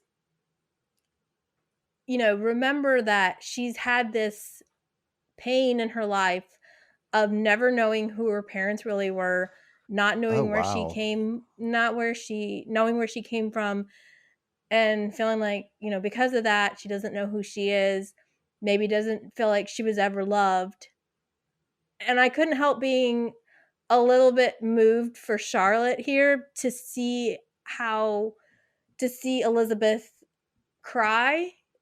And maybe that was in Mm-hmm. some way healing for Charlotte to see like how much her loss meant to her mother. Right. Right. And so that was, I don't know, that got to me for some reason. I was just like, because Charlotte was like, had a very weird look on her face. And she grabs Yeah, that she pocket did. watch and takes it with her. And then I also was thinking about when we first see Charlotte in the future and Adam is saying, have you made your decision? Will you see it through? This is what he's talking about. Are you prepared to do this task? You're going to Mm-hmm. help your daughter kidnap yourself from, I don't know, it's wild. It's like, who is it? Like, to think about, it's cool, but it's also like, who would do something like this? I would be like, you want to think you would be like, no way, no, I'm not doing that. That's evil and cruel. Right. But what is it that convinced these people to do these activities? Like, what is this power that Adam holds over them to do it? I mean, I guess he's a better orator than we give him credit for. He really moves these people, I suppose, to stick Yeah. to the path. I mean, Hmm. And it's kind of sad seeing this with Noah and Jonas because they were, for a little while they were bros, hanging out by the fire, getting. mhm. And we know later on there's nothing but hatred, and Noah gives him this curse. I wish you all the suffering in the world. Don't worry, Noah, that comes to be. Your prophecy is complete. That's right. And then one final thought is I couldn't help thinking about Jonas and how much trauma his windpipe must have suffered by now with like two attempted hangings, one by himself, one by Oh Elizabeth. god. And Yeah. then Noah almost tried to choke the life out of him. I mean, it's amazing he can still speak. Well, it's because he can speak in the future. So Yeah. he, But he has to retain. he does have like very damaged vocal cords, like very gravelly. His Adam has these very gravelly, so it's like, okay, Oh now we yeah. know why. That's right. He does have a distinct way of talking. And he really fills that suit out too in the way that he doesn't later on.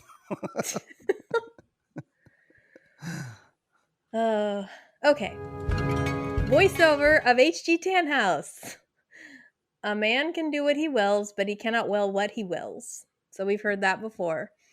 Right. Earlier, we saw Tannhaus talk about reaching goals. Noah has a goal, as well as Jonas, Claudia, and Eva. So, yeah. Nothing much to I say was like, about that, really. yeah, a little brief aside showing us his cool time machine again. It works. I mean, Yeah, he gets it spinning. So, kudos to him. yeah. We wind back to 1986. In the bunker, H.G. Tannhaus looks at the portrait of his dead family, and he talks about the paths we take in our lives, the decisions, that it's all guided by our deep desires, and that our desires determine our deeds. And then he starts up his new machine to see if it will work and pushes two red buttons mounted to the wall. And the machine sounds very similar to the suitcase time machine when it's turned on. And then the machine lights up. Yeah. Oh, this is what I was saying before when he did it. This is what I thought that we were. Yeah. I was a paragraph ahead of you. Um, but yeah, I really like this machine with the big red buttons and the old school computer that he has there. It makes its little neat old noise.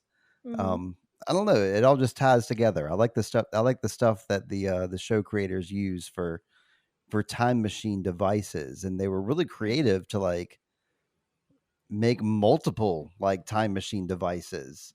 Mm-hmm. Like they really went for broke and didn't just do one or two. They did like eight, which is just so neat. Yeah. But it's also nice to see a machine that works. Right. Yeah. And he's good with all his machinery too. All these old school, like analog, shiny metal parts. It was just a more neat design, I think. It's Tannhaus. Yeah. Tannhaus, he was born in the right time here to make this machine work. And we wind back to 1911 to the Tannhaus factory. Bartosz works on a car. A woman approaches holding a suitcase and the hand of a small girl. Bartosz stares in wonder. It's Hannah. He then looks closely at the girl. She has a familiar looking slash across her face. He calls her Celia. Hannah seems confused that he knows her daughter's name. And this makes me wonder what time period Hannah chose to have her baby based on her haircut and clothes. It seems perhaps the 1980s. Hmm. Did you think that, Okay. or did I was based on always her under the hair and yeah. I don't know. I was just under the impression that it was her and Egon's baby from like 1950 something. So that's where I assumed that she came from. Hmm. Well, I guess like we know she created Celia with Egon, but it doesn't necessarily mean she stayed there with him. She might have been like, "Hey, the birthing equipment in the hospitals is much better later Oh, on okay. than the Okay, I see what you're saying. 1950s." You're saying she So, suitcased herself around to like different time eras. yeah, she could go wherever she wants. So, 33 Okay, all right. years in the past or future, yeah, I'll buy not that. And I just I think yeah. okay, I'm sorry, go ahead. I was just gonna say, like, I don't know, something about her hair, how it was like it was kind of poofy, and she had like the Mhm. bangs hanging down and the bangs going up. So it was a lot like Katarina's hair in the 1980s. And then she was Mhm. wearing like her and Celia's clothes. They were wearing these like skirts with boots. I don't know. I could be wrong, but Yeah, I guess it's unclear at this point. I'll go with you though. But think the thing I noticed though that I was getting ready to bring up was that I mean maybe the significance of Silja having that scar on her face, maybe it doesn't mean anything. Maybe it's just a identifier, just so Bartosh could immediately recognize her as a child. yeah, yeah. But yeah, I I mean, don't of think course he's shocked. This is the scene that I figured out what the things sit on the wall. This is the scene that it shows capacitors and insulators on the wall there. yeah. And yeah, I mean, if Bartosh working on somebody go ahead. Sorry. I was just gonna say Bartosh working on a real early model of a car because if it's 1911, that's like a super old car, which is probably in many cases easier to work on if you have the right tools, which I know he does because he's in this factory. So I don't know. Good on Yeah. Bartosh for learning that old technology. Yeah, I mean, I didn't know Bartosh was this handy. Yeah, he's more than meets the eye. Come on. I told you he was. He's more than a haircut. About the mark on Celia's face, I do think, Mhm. my personal theory is it's just a birthmark, but I know it's really easy to think like, oh, maybe Hannah thought about having an abortion again and then changed her mind, and this might be a mark left from that, but I didn't even think there's that. no That's evidence interesting. for that. No. Yeah, I don't buy that one. I don't like that. Yeah, I don't like it either. But okay, so Hannah explains she's looking for Jonas. Bartosz warns her that he's changed.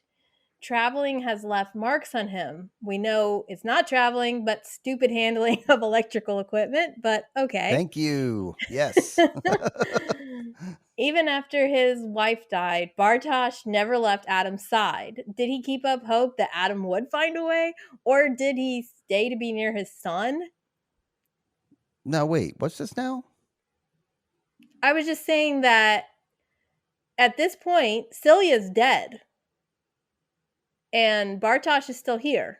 Remember Bartosz was like going to leave, or he could have been like gonna leave town, but then when he met Celia, then they theoretically fell in love and he stayed to be by her side.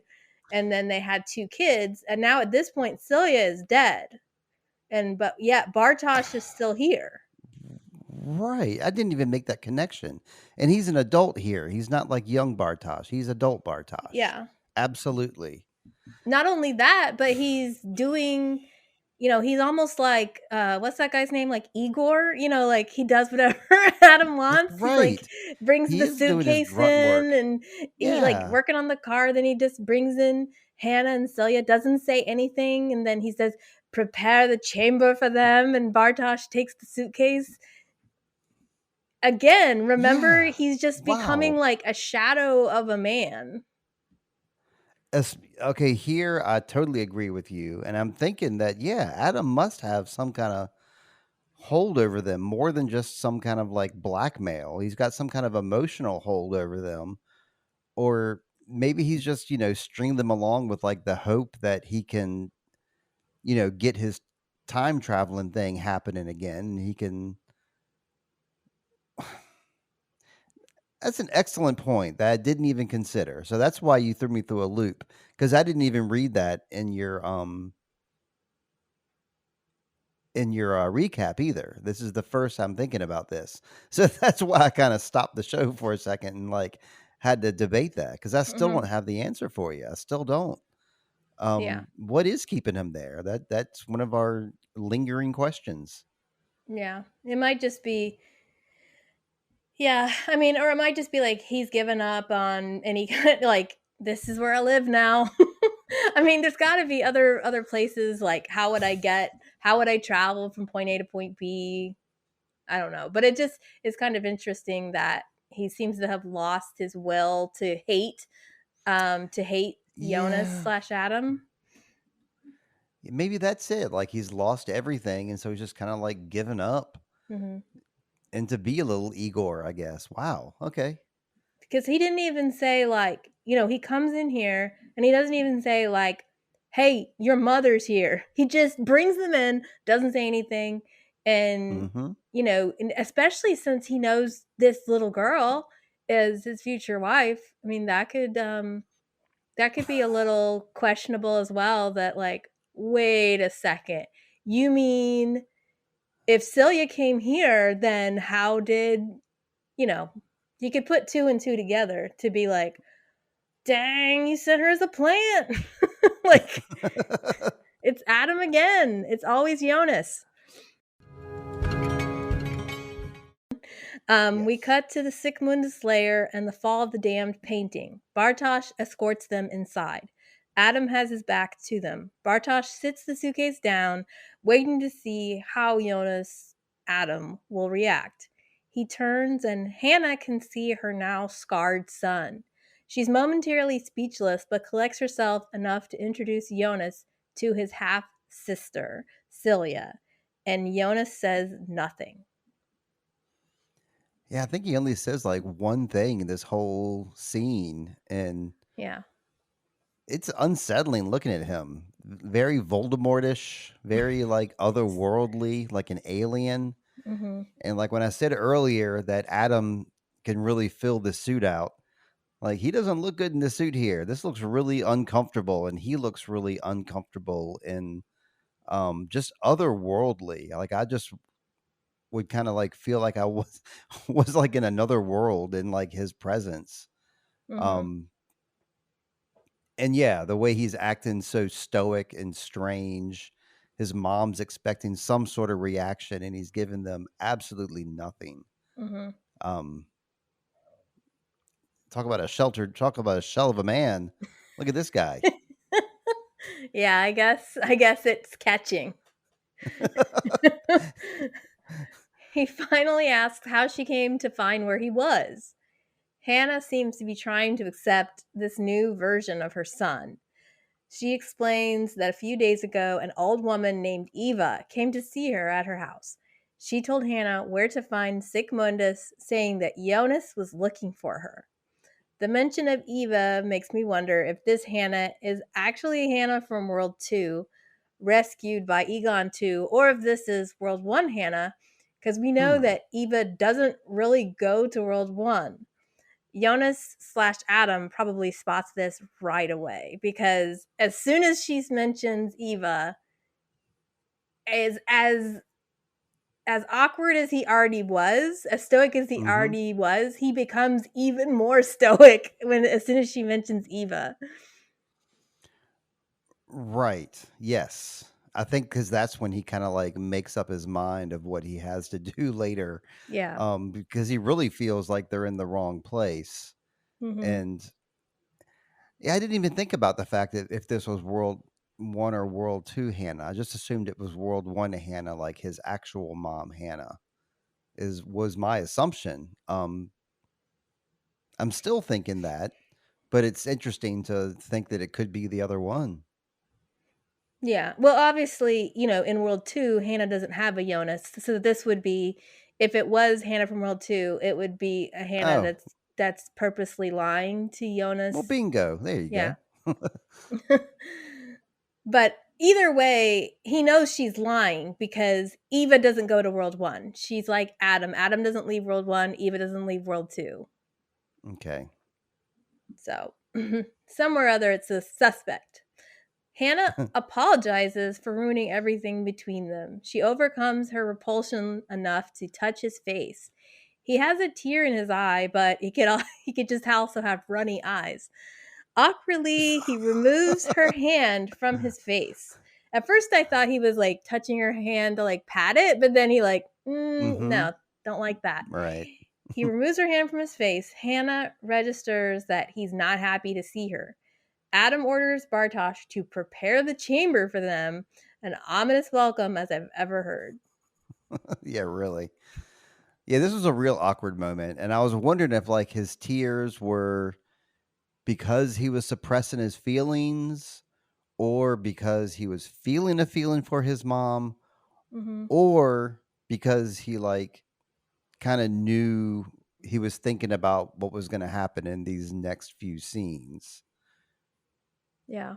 Or he I was knows or he knows she's lying to him and that hurts his feelings too. I don't know. sure, yeah, okay. 4 things. Or allergies, like you said, could be 5 things. Well, I mean, my cat gets runny eyes too, but I don't think he's crying. Sure, that happens. That's right. Later that evening, as the rain pours down, Adam enters the chamber as Hannah and Celia sleep. He begins to move the blankets off Celia. Hannah asks what he's doing, her mother instinct kicking in. He says that Celia doesn't belong there. All the pieces have to be in position. She's in the wrong place. So are you. And he caresses her face, a repeat of all the men who have touched her in this way before, meaning Ulrich and Egon. He calls her mom and then proceeds to strangle the life out of her. There's something so raw about the way he accomplishes this using his bare hands instead of a pillow. Celia slept through that encounter. Now he goes to her bed and claims he wants to show her a secret. And he picks her up and carries her out of the room. And Celia doesn't seem scared to go with him. Yeah, that was really unsettling how she just didn't seem to care and was like, "Okay, yeah, let's go check out a secret." Like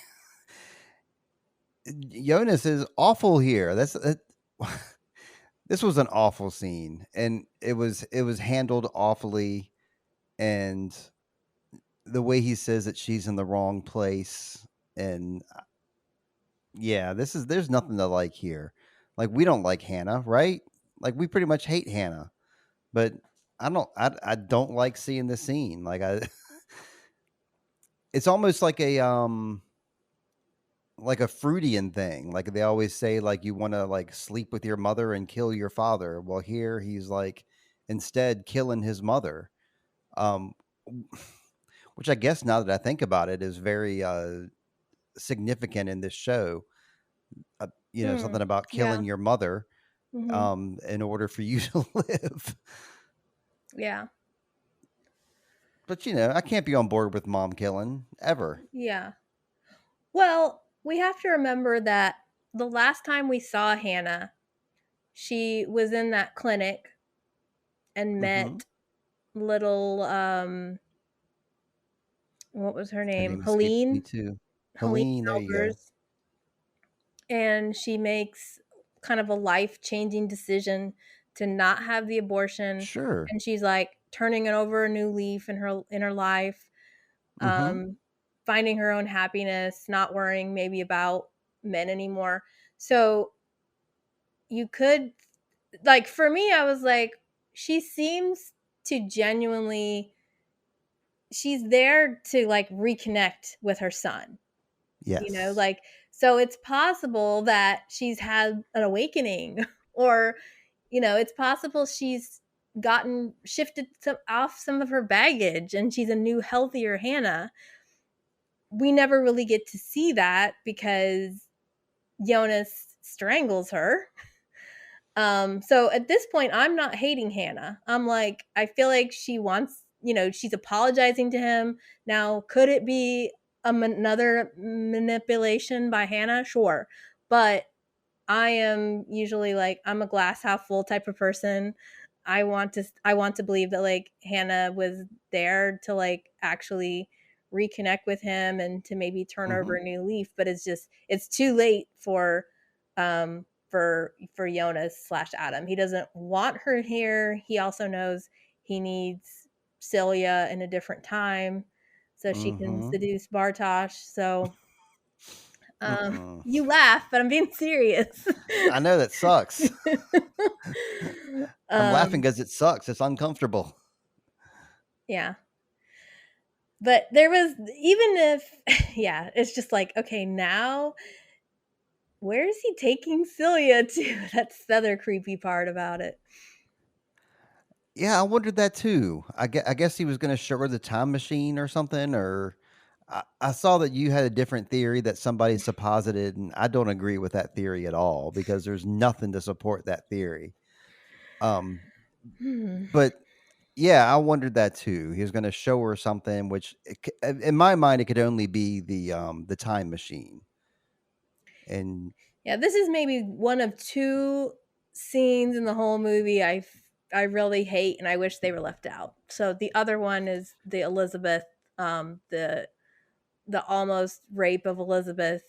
right, Like that is so awkward, and I'm like, why does it have to be like that? And then I'm like the same way about this, like, why bring Hannah same. back just to kill her unless we're just trying to make a point about how Adam's not human anymore? But it's just it's just kind of gross in all the ways. I agree. It's a bit much, and I think it was done in such a way where they were like, we have to do something with Hannah. We know that Silja has a path. Where does Hannah's path lead her? And Yeah. I guess this is what they decided was like the easiest way instead of like having like another intricate knot. This was the Mm. easiest way to like have her path end. And it also does a little something for Adam it makes him even more Adam because we still see him as Stranger Jonas right now. He's even though he looks like Adam, he's still like the guy who plays Stranger Jonas underneath that makeup, so he's still a younger guy. So this is like a character development thing for Jonas, and I guess for Silja because it like leaves her parentless, and it makes Jonas go from like being her half brother, right, Mhm. to like her father figure in a way. Yeah. But it does nothing for Hannah. So I think that's the reason I don't like it too. Is I don't know. I don't like any kind of death scene that's graphic like that. Yeah. Well, the other thing, yeah, we have to have Celia come in somewhere into the show, and in this case, it's an Insidious. It makes it clear like Adam had control of Celia, so he maybe brought her to Elizabeth, so Elizabeth could raise her, which is explains how Hmm. Celia got to be in 2053 and And is kind of tough. Adam's puppet, another one of Adam's soldiers. So, And maybe the okay. fact that she was going to fall in love with somebody was like what was hung over her head as like some sort of promise. Like Mm, I don't know. She was probably promised some sort of paradise too, and probably in her head, Bartosh was that. yeah. So, we wind forward to 1920 to the Winden Inn. A group plays cards. So, this is 1 year before Jonas shows up in Winden in Right. 1921. So, that's interesting. In Yep. walks Noah as if he's new in town. He goes right to the counter and tells Erna he needs a place to sleep. This is where he grew up, and he struggles to maintain his emotions to be here with the woman who helped bring him into the world. Erna Hmm. calls for Hanno, and this is where Noah meets his younger self for the first time. And he must surely remember this moment, but he seems surprised. And I guess this is also where we cannot deny anymore that Hanno and Noah are one and the same. Then this is where the names are definitely said. Yes, this is where it's hammered over our head. Like, yes, that's right. And almost seemed like his mom recognized him or something too. I guess it's just the way the scene played out because Dark kind of does these longer kind of drawn out scenes on the characters' faces. Um, I just felt like I saw some kind of recognition or something there, but I could just be telling myself that. Yeah. Well, that's not his mom. Oh well, yes, That's that's right, Erna, Silja, the right. woman that helped was like helping Celia with both births. I And misspoke, yeah. yes, but it seems like she recognized him. Yeah, you got that. I wasn't sure if it was that or just that this is like the kind of place where nobody ever shows up. Like you don't get strangers very often. And so Oh, when yeah, that's right. she's just kind of like, who are you? But yeah, she did have kind of a weird look on her face. Maybe she thought he looks kind of familiar or have I seen him before? Yeah. Um Okay, so older Noah walks down into the sick Moon's lair and meets older Adam. Adam has been expecting him. He knows Noah thinks he lied to him, that he took Charlotte away, but he says that Claudia did it. He asks, that's always Of good. Blame course. Claudia. Yep. He asks about the sick Mundus journal. Noah has it. If he finds the last pages, Adam says he will then find Charlotte. He will find paradise, and Helge will help him. Everything happens in cycles. Sunset is followed by sunrise over and over, but this time it will be the last cycle. And he gives Noah a book with a shiny cross on it. And I was trying to think, is this just a Bible or Right. maybe he's just saying like, remember here's your Bible, go do your new job. You're the new priest in town. Yes. Okay. That's what I wrote down and surmised that he was giving him like something that'll give us like a visual clue as to what he's going to become. That's what Yeah. I took it as. Okay. I mean, the crucifix on the front too. That Hmm. tells you that there's Yeah. something going on in that book. We But then yeah, wind Oh, sorry, go again, ahead. they're saying, about the cycles and over again, it'll be the last cycle. Mhm. I I'm very interested in talking about that in at a future episode. Yeah, not this one. Not this one. We then wind to 2052 and the wall of the bunker covered in pictures. A voice says the material can finally be stabilized. Everything must happen again in exactly the same way. You have to lead your younger self down the same path. He must not act differently. You have to set the course no matter how hard that may seem, but you'll Mhm. finally be able to change everything. We pull back to reveal older Claudia talking to stranger Jonas. The device, he'll repair it. You must destroy the passage and the knot with it. She hands him a copy of A Journey Through Time by H.G. Tannhaus. You'll succeed this time, Jonas. You must never lose hope. Jonas exits the bunker, and Claudia opens the Sigmundus journal and tears the final pages out. I think it's so neat the way that, like, yeah, we just saw Adam give the book to Noah with the pages, and he even asked him too, "Are the pages missing?" Mm-hmm. Yes. Okay. Well, good, because that's the way it's supposed to be. And here we see her pull the pages out, Mm-hmm. and then during the montage, we see the pages getting handed off. And I remember when that happened during that episode, because I remember you pointing out the significance of those pages, and I think I was like doubting you at the time. And of course, this vindicates you. So history vindicated you on this one. What was the phrase again? Hesti Vindi? His Histy Vindy, that's Histi right. Vindi. Histy Vindy Lindsay. Yeah. But But this is yeah, no where I'm matter how hard the course, like, yeah. of course, like this is the worst. We know that she she has to kill herself. That's a pretty tough thing to do. Yeah. But this is where she remember he said, I think it was in the last episode, he's like, "What am I going to do? Lie to myself again and wait 33 years? I'm not going to do that." And apparently he's going Well, to do it. yes, got no choice. But yeah, it's wild that Claudia is the one that takes the pages and we see that, and then so Mhm. it's I guess what that does for me is it just says, okay, all of these key players have always been key players, even though you might be like, oh, it would be obvious that Adam removed the pages, but it's not Adam, it's Claudia. Right. And um, But working in concert with Adam without even realizing it.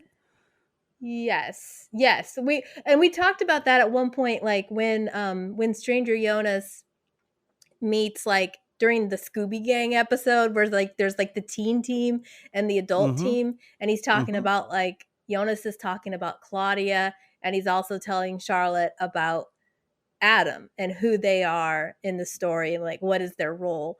And um it kind of makes it seem like, okay, they're sort of working together but separately. Yeah, they're helping each other to accomplish things without even they're supposedly trying to fight each other, but in a way they're all supporting the knot. They're sustaining all this tragedy. Everybody is. Mhm.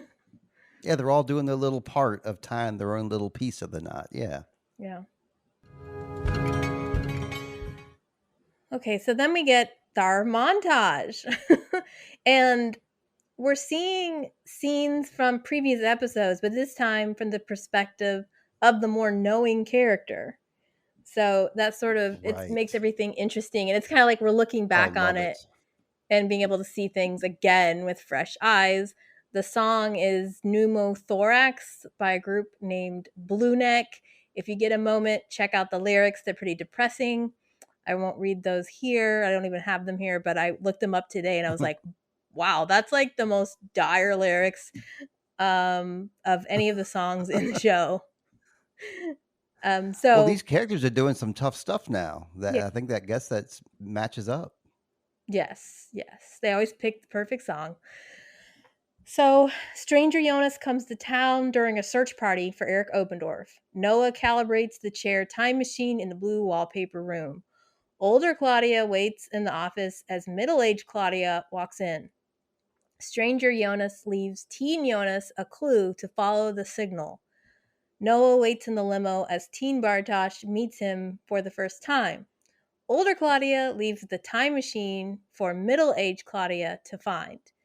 Noah encloses Helge in the Iron Maiden chair. Older Claudia apologizes to Egon.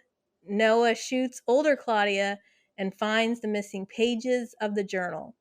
Hannah embraces stranger Jonas. Charlotte rejects Noah, and Claudia finds Regina on the day of the apocalypse. Noah throws the missing pages of the journal at Adam.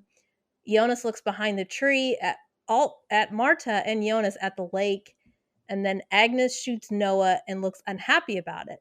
Teen Noah enters the bunker on the day of the apocalypse, and then Adam shoots Marta in front of Teen Jonas. I mean, yeah, the way I wrote it down when I because like I said, I didn't have your recap to go by. Is I wrote down that they were guiding their future selves, like Jonas is guiding future Jonas, Claudia is guiding Claudia, Noah is guiding Bartosz. Noah is he travels Helge. We see him like time travel Helge here, so Mm-hmm. that's also kind of guiding Helge, Mm-hmm. and then Claudia and Egon. I mean, I don't know, these seeing these old scenes and stuff, I think is a big reason that this show is so is rewatched as much as it is. I think it's like this episode in particular, right towards the end, when it like instinctively shows you, not instinctively, distinctively shows you like all these moments happening, it makes you want to go back and rewatch those moments again. Mm-hmm. The show is that's why I said earlier, like the show kind of creates its own like myth and its own like legend because of this. Like it's a great device and it definitely made me want to go back and rewatch. Yeah. But it's kind of like yeah, I mean, I get what you're saying. But I guess I was like, when we were first watching the show, we were sort of in the perspective of the less known character, and now Sure. we're like, huh, how would it have felt? And again, it depends on the day you watch it. I could register it a different way, but I was like, okay, how did Noah feel that day, sitting in the limo, meeting having Bartosh? Like, Right. he at this point he knows one day I'm gonna kill you. Like he has Yeah. that knowledge, and Oh, yeah. but we didn't know that before. So we have more information now, just like they do. And so that just like gave everything more gravity to know. Especially, I guess the one moment I want to call out of all these was the Agnes thing, Sure. because when we Yeah. saw that scene the first time, Agnes just comes in, looks cold, like a cold hard killer, and shoots Noah in the face. That's all we saw. But when we see it this time, we can see that she doesn't look too happy about it. So even though she's at the height, which I think I say that later, but um she's at the height of her cult mentality, because the reason she shot Noah was because she wanted to be in Sick Mundus. But even then, she wasn't as cold and heartless as we thought she was. Right. Yeah. Yeah, that's you're proving my point. This is why you wanna go back and rewatch, so you can think about all the different, motivations behind this stuff. Yeah. Also, it seems like everybody's a murderer or a kidnapper. Like, Mm. when Yeah. when you go back and rethink about it, like, everybody has killed somebody or kidnapped somebody or done something pretty terrible, even like our best characters. Yeah. Everybody's got a lot of baggage. And I write down kidnapper too because, Charlotte never killed anybody, but she did kidnap somebody, so she counts as like a kidnapper too. Yeah, I was kind of surprised we didn't see them in this at all. Or yeah, there were some moments that I felt like were kind of missing, but they picked the ones they wanted for a reason. Yeah, that's right. So Alt Marta now enters the Eritlux lair with Bartosh too. So we're cutting from we saw this at the very beginning of the Oh, episode, right? yeah, and I like the way they did this too because the song ends, the screen goes black, you Yeah. think the episode is over. I love the way they set this up. hmm Yeah, it's like an episode of television. uh Shut up. no, I mean I'm being serious. I'm like the way the screen goes black and then it's almost like and there's like this this TV episode inside of this TV episode of like Tannhouse's TV episode. I was That's being right. serious. I wasn't making fun of you. So I thought you were making fun of me. I was not. Okay, so this is something we haven't seen yet. So Alt Marta enters the Ertlux lair with Bartosz too. She sees the Adam and Eve painting, and she asks Bartosz why he brought her here. He says they will help them. They're the only ones that can help. Marta is aghast. She struggles to explain to Bartosz that Eva is not a nice person. Bartosz says they're the light. Eva enters the room Mm. and Bartosz looks happy to be bringing Marta here to this person he thinks of as reliable. Eva says, "Isn't it peculiar that one feels the greatest aversion towards the people who are most similar to oneself?" Marta tells her they are nothing alike. Eva admits that she never saw this moment happening again when she was Marta. So there was a similar scene between Jonas and Adam Mhm. in season 2. Yeah. Now, 66 years later, she understands some pain is never forgotten. It brands us for our entire life. You and I, we share that pain. We bear the same scars. She then takes a dagger or sharp weapon and just slashes Marta across the face, claiming Marta will now never forget which side she's on. Bartosz just stands there again as Marta bleeds from the eye. Ertlux is life and Sycomonus is death. This doesn't really prove their point too much. And yeah, I thought it was odd how Bartosz just kind of stood there too. Like he wasn't like, "Holy shit, lady, what are you doing?" Like It's like this is the one time he's always been so loyal to Marta, but yeah, that cult mentality got him. Eva has convinced him that she's the light, so he's like, I guess maybe she told him this was maybe Eva told him this would happen or something. I don't know, but but how would she explain it in a light kind of way? Like, "It's the light. I'm gonna slice the light out of her face," or something. I don't she would how do you say explain that? this is necessary for her own good, of the good of For all your growth. mankind or something, but yeah, it's yeah, like, she says, I'm nothing." Marta said, "I'm nothing like you," and now she's like, "Yeah, you are. Look at you now. You look just like me." Not so pretty anymore, are you? That's pretty shitty. It Jeez. is. It's horrible. It, like and yeah, back to like how Bartosz was just standing there, like he should be defending her like adamantly, or like reacting in some sort of way. And she couldn't have told him this was coming. And this reminds me of Secession. I've told you about Secession. We watched that and how everybody in that show is like a horrible person. But like sometimes somebody will do something that's like just a quarter bit like humanity and it makes you think they're an okay person. For example, like there's a character that you hate, but then like their father like backhands his brother and he like jumps up and he's like, "Hey, you leave him alone. Leave my brother alone." And it's like, wow, look at that. Kendall Mhm. is like really a nice guy. He's like, upset that his father just hit his brother. Mhm. But here, Bartosz is just like, "That's the light, Marta. Don't you see the light now? This is Aaron Lutz is the light." Well, remember that scene earlier this season where, like, Marta Marta 2 came to 18 I wanna say 1899, but that's not correct. 1888, Hmm. and then Stranger Jonas kinda grabs her and shakes her a little bit, and then both Hmm. Magnus and Bartosz stand up, like, Right. immediately. Their instincts kick in, and they're, like, ready to defend. You would Yes. think at least, if nothing else, Bartosz would come to Marta, like, put his arms around her or something, but he just stands there. I always thought I remembered that Bartosz does look worried or comes over, but he doesn't. He's just like, "Oh, well." Yeah, the second time through, when I watched it the second time, I was struck by that too. Mhm. But this explains how, of course, Marta got the scar, how the other Marta who came in and shot Jonas has the scar. Doesn't really explain much though, other than like, I mean, I guess it's supposed How to be she like a got it. learning moment. It explains how she got it, but it's not like hugely significant, like to her growth, like watching somebody she loves die or having to kill someone she loves.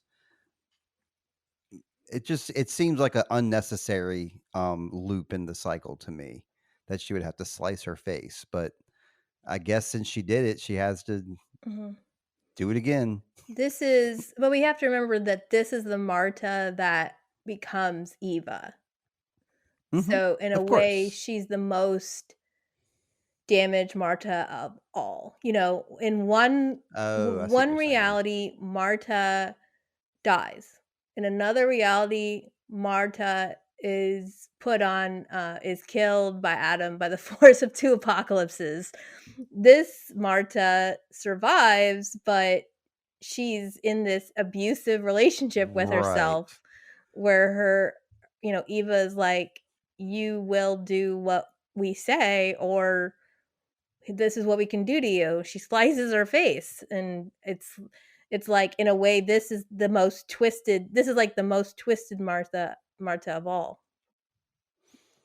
You're right. We didn't mention that last episode, how like the Marta that dies by Adam's hand in this episode at the end doesn't have the slash across her face.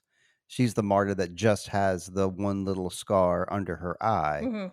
So she hasn't she never progresses to become Eva or even this Martha. Like you said, like she is distinctly Alt Martha who doesn't continue growing. Yeah. I guess at this point, um, like another recapper said they took it as like this is the moment where Marta stops being attractive Marta and like becomes, I don't know, kind of like Elizabeth becomes the warlord. Now Marta is no longer an attractive woman. She's like she's now just uh Disgusting. I mean, I look at her and she's just disgusting. Blah. yeah. I I still mean, think she's attractive. the I can scar see what they're fades saying. eventually, but sort of like losing her, I don't know, losing her sexuality in a way, and just hardening and becoming this more of a like a cult follower again. Okay, yeah. Like a facial scar, I guess, can do that to you. Can make you like be scared for you to be viewed by other people, perhaps. Yeah, like some Um, people who like survive sexual trauma might do things like lose weight, gain weight, or mhm. always wear your hair, like just become as ugly as possible so that men don't see you a certain way. And Sure. in this case, like Eva's taking that choice away from her and just saying like, here, we're going to do this to you. Now you're marked. And this is the Marta Okay. that like just all she does is hang out, waiting for herself to show up in the desert in like the apocalyptic wasteland. I guess so. Standing behind door number 2. Yeah. Yeah. Okay. Okay. Okay. So you do have to feel sorry for Marta. As terrible as the transition from Jonas to Adam is, Marta gets terribly abused by herself, all the while the loyal Bartosz thinking it's for her own good. And how twisted do you have to be to abuse yourself in this manner? We could speculate on who had it worse, Adam or Eva. But right now in this moment, I'm kind of thinking it's Eva. Yeah, maybe. Okay. Last little moments here. We then cut to Adam repeating the scene where he destroys Marta on the pile of rubble in World 1. He expects this to destroy everything. Instead, Marta just disappears. Adam realizes that nothing has changed. His plan failed. As he stands there with egg on his face, older Claudia enters the room and says, "Hello, Jonas." Yeah, like I don't know what he thought would happen. Like it looks like he's looking at his hands, like thinking he would have just disappeared, or like the world would have snapped out of existence. That's what he thinks, I guess, should happen here, which in my mind doesn't really make sense. It doesn't make like sense when you think about things like atoms and matter. It doesn't seem like that would he would just pop out of existence. But I guess that is what he expects. Mhm. I do like how this seems like a third ending. Like it seems like the show should have ended like after the montage. Then the scene with um Marta happens with Eva. And so this is like a bonus like Marvel post credit sequence here that what we're getting to see, which I think is really neat. And yeah, really cool when he's like standing there and then like the wise woman walks in the room. Like we talk about how like the women rule this world, and here comes old Claudia. Like, yeah, Mhm. I got you again, Jonas. What do you think about that? Yeah, and Claudia and Jonas have worked together in different iterations of their journey together. So it's kind of nice that yeah, I guess I'm not sure when the last time, we could probably sit there and work out when was the last time they saw each other from this moment Hmm. back. Like, but obviously they haven't seen each other in a while. A lot's changed since then. Yeah, I almost get the gist they haven't seen each other since like the last time that we saw Jonas and Noah and Claudia working together, like around when the baby got kidnapped. I wonder if that's around the last time they saw Claudia. Hmm. But yeah, we Yeah. don't know. It like you said, this is a great one. It yeah, you wrote here, so I'm stealing your words that like Jonas. I mean Adam. Like he's been foiled, and he finally like loses all his composure, which is great to see, and it's great that Claudia gave that to him. Yeah. We needed his smug expression to be gone. Yeah, and he thought that was the whole. He thought he was going to erase the origin. He assumed that was the origin. So this is telling us, no, this is not the origin. So we got one more episode to go, and I assume that they're going to show us the origin in that episode. They won't leave us hanging, will they? Survey says no, Steve. They're not going to leave us hanging. Thank goodness. I hate shows with unsatisfying endings, and I think we're all going to be very satisfied when this one ends. Hmm. Yeah, and we still don't know what old Tannhouse's machine does, so that's surely going to Nope. be part of the next episode as well. That's right, because we left him in that little bunker. I was convinced it was World 2, but yeah, you've convinced me that it can't be World 2. Or I guess it can be World 2, but it's probably not. Um, Hmm. so yeah, we get to see where he goes. We get to see what we're probably going to watch Claudia and Adam have a very long conversation face to face. But I hope we get to see more flashbacks. That's what I want to see is cool flashbacks. Yeah. I don't know. What are your final thoughts here, Lindsay?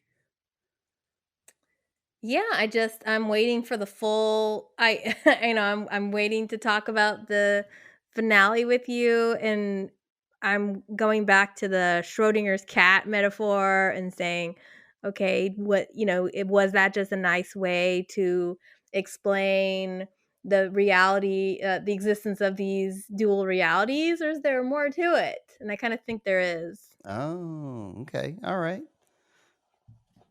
Yeah. Yeah. Yep, we're leaving on such a hang here because we're gonna have like that one last episode here. So yeah, for this episode, um, it's pretty easy to figure out who my least favorite was, but it was hard to pick a favorite in this episode. Really? Um, Okay. yeah, I mean, maybe you'll blow me away with a good favorite. Um, let's see. I started last episode, so I'm gonna make you start this episode. Um, Okay. so tell me who your least favorite was first, and let's see if I'm surprised. Okay. Well, my least favorite was a tough. It could have been a tie. But my least favorite is Eva. Eva. Yeah. Oh, okay. So I guess the tie would have been Adam, right? Yeah, he would have been the other possibility. It was between him and Eva. But I really, Okay. really dislike how Eva treats Marta. How she just is like she's like, you're nothing like me. Let me show you how you are. Here you go, a slash across your face. It just that makes no sense, and It doesn't. it didn't. I mean, I guess it had the effect she wanted, but is that the best way to engender loyalty? Yeah, you're right. It's not. Definitely not. I mean, I picked Adam hands down for killing his mom. I thought that was like just a hard scene to watch, and just how, just evil vibe that he had when Hannah and Silja came to visit him. evil, And evil semen. what? you said, you said evil. Oh, evil seeming. I was Yes. evil, not evil semen. Nope, I didn't say that at all. I would never. And how dare you hear that? It did cause the unknown. Oh, well, that's right, that Okay. evil stuff. But yeah, like Adam hands down, no good. I can see where you're coming from with Eva. I didn't even consider her. I just thought it was just so obviously Adam's episode again. Like it's been so many times. He's been my least favorite quite a few times. Who's your favorite then? Who you Claudia. loving?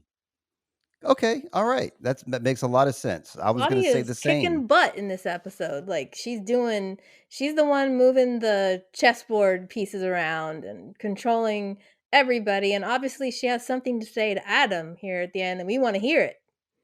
Yeah. I chose Claudia. I don't I didn't really think she was like standout wonderful. Like there's some episodes that like the character will like just do something and it's like, yes, it's like, I don't know, so and so is my guy, so and so is my girl. I kind of picked Claudia out default here because I like Adam so little. Um but when she went and killed herself though, I thought that was a weird move that kind of like, I mean, I guess it's part of her journey, and I guess it's part of her not. I But think of that. I wasn't exactly on her side on that one.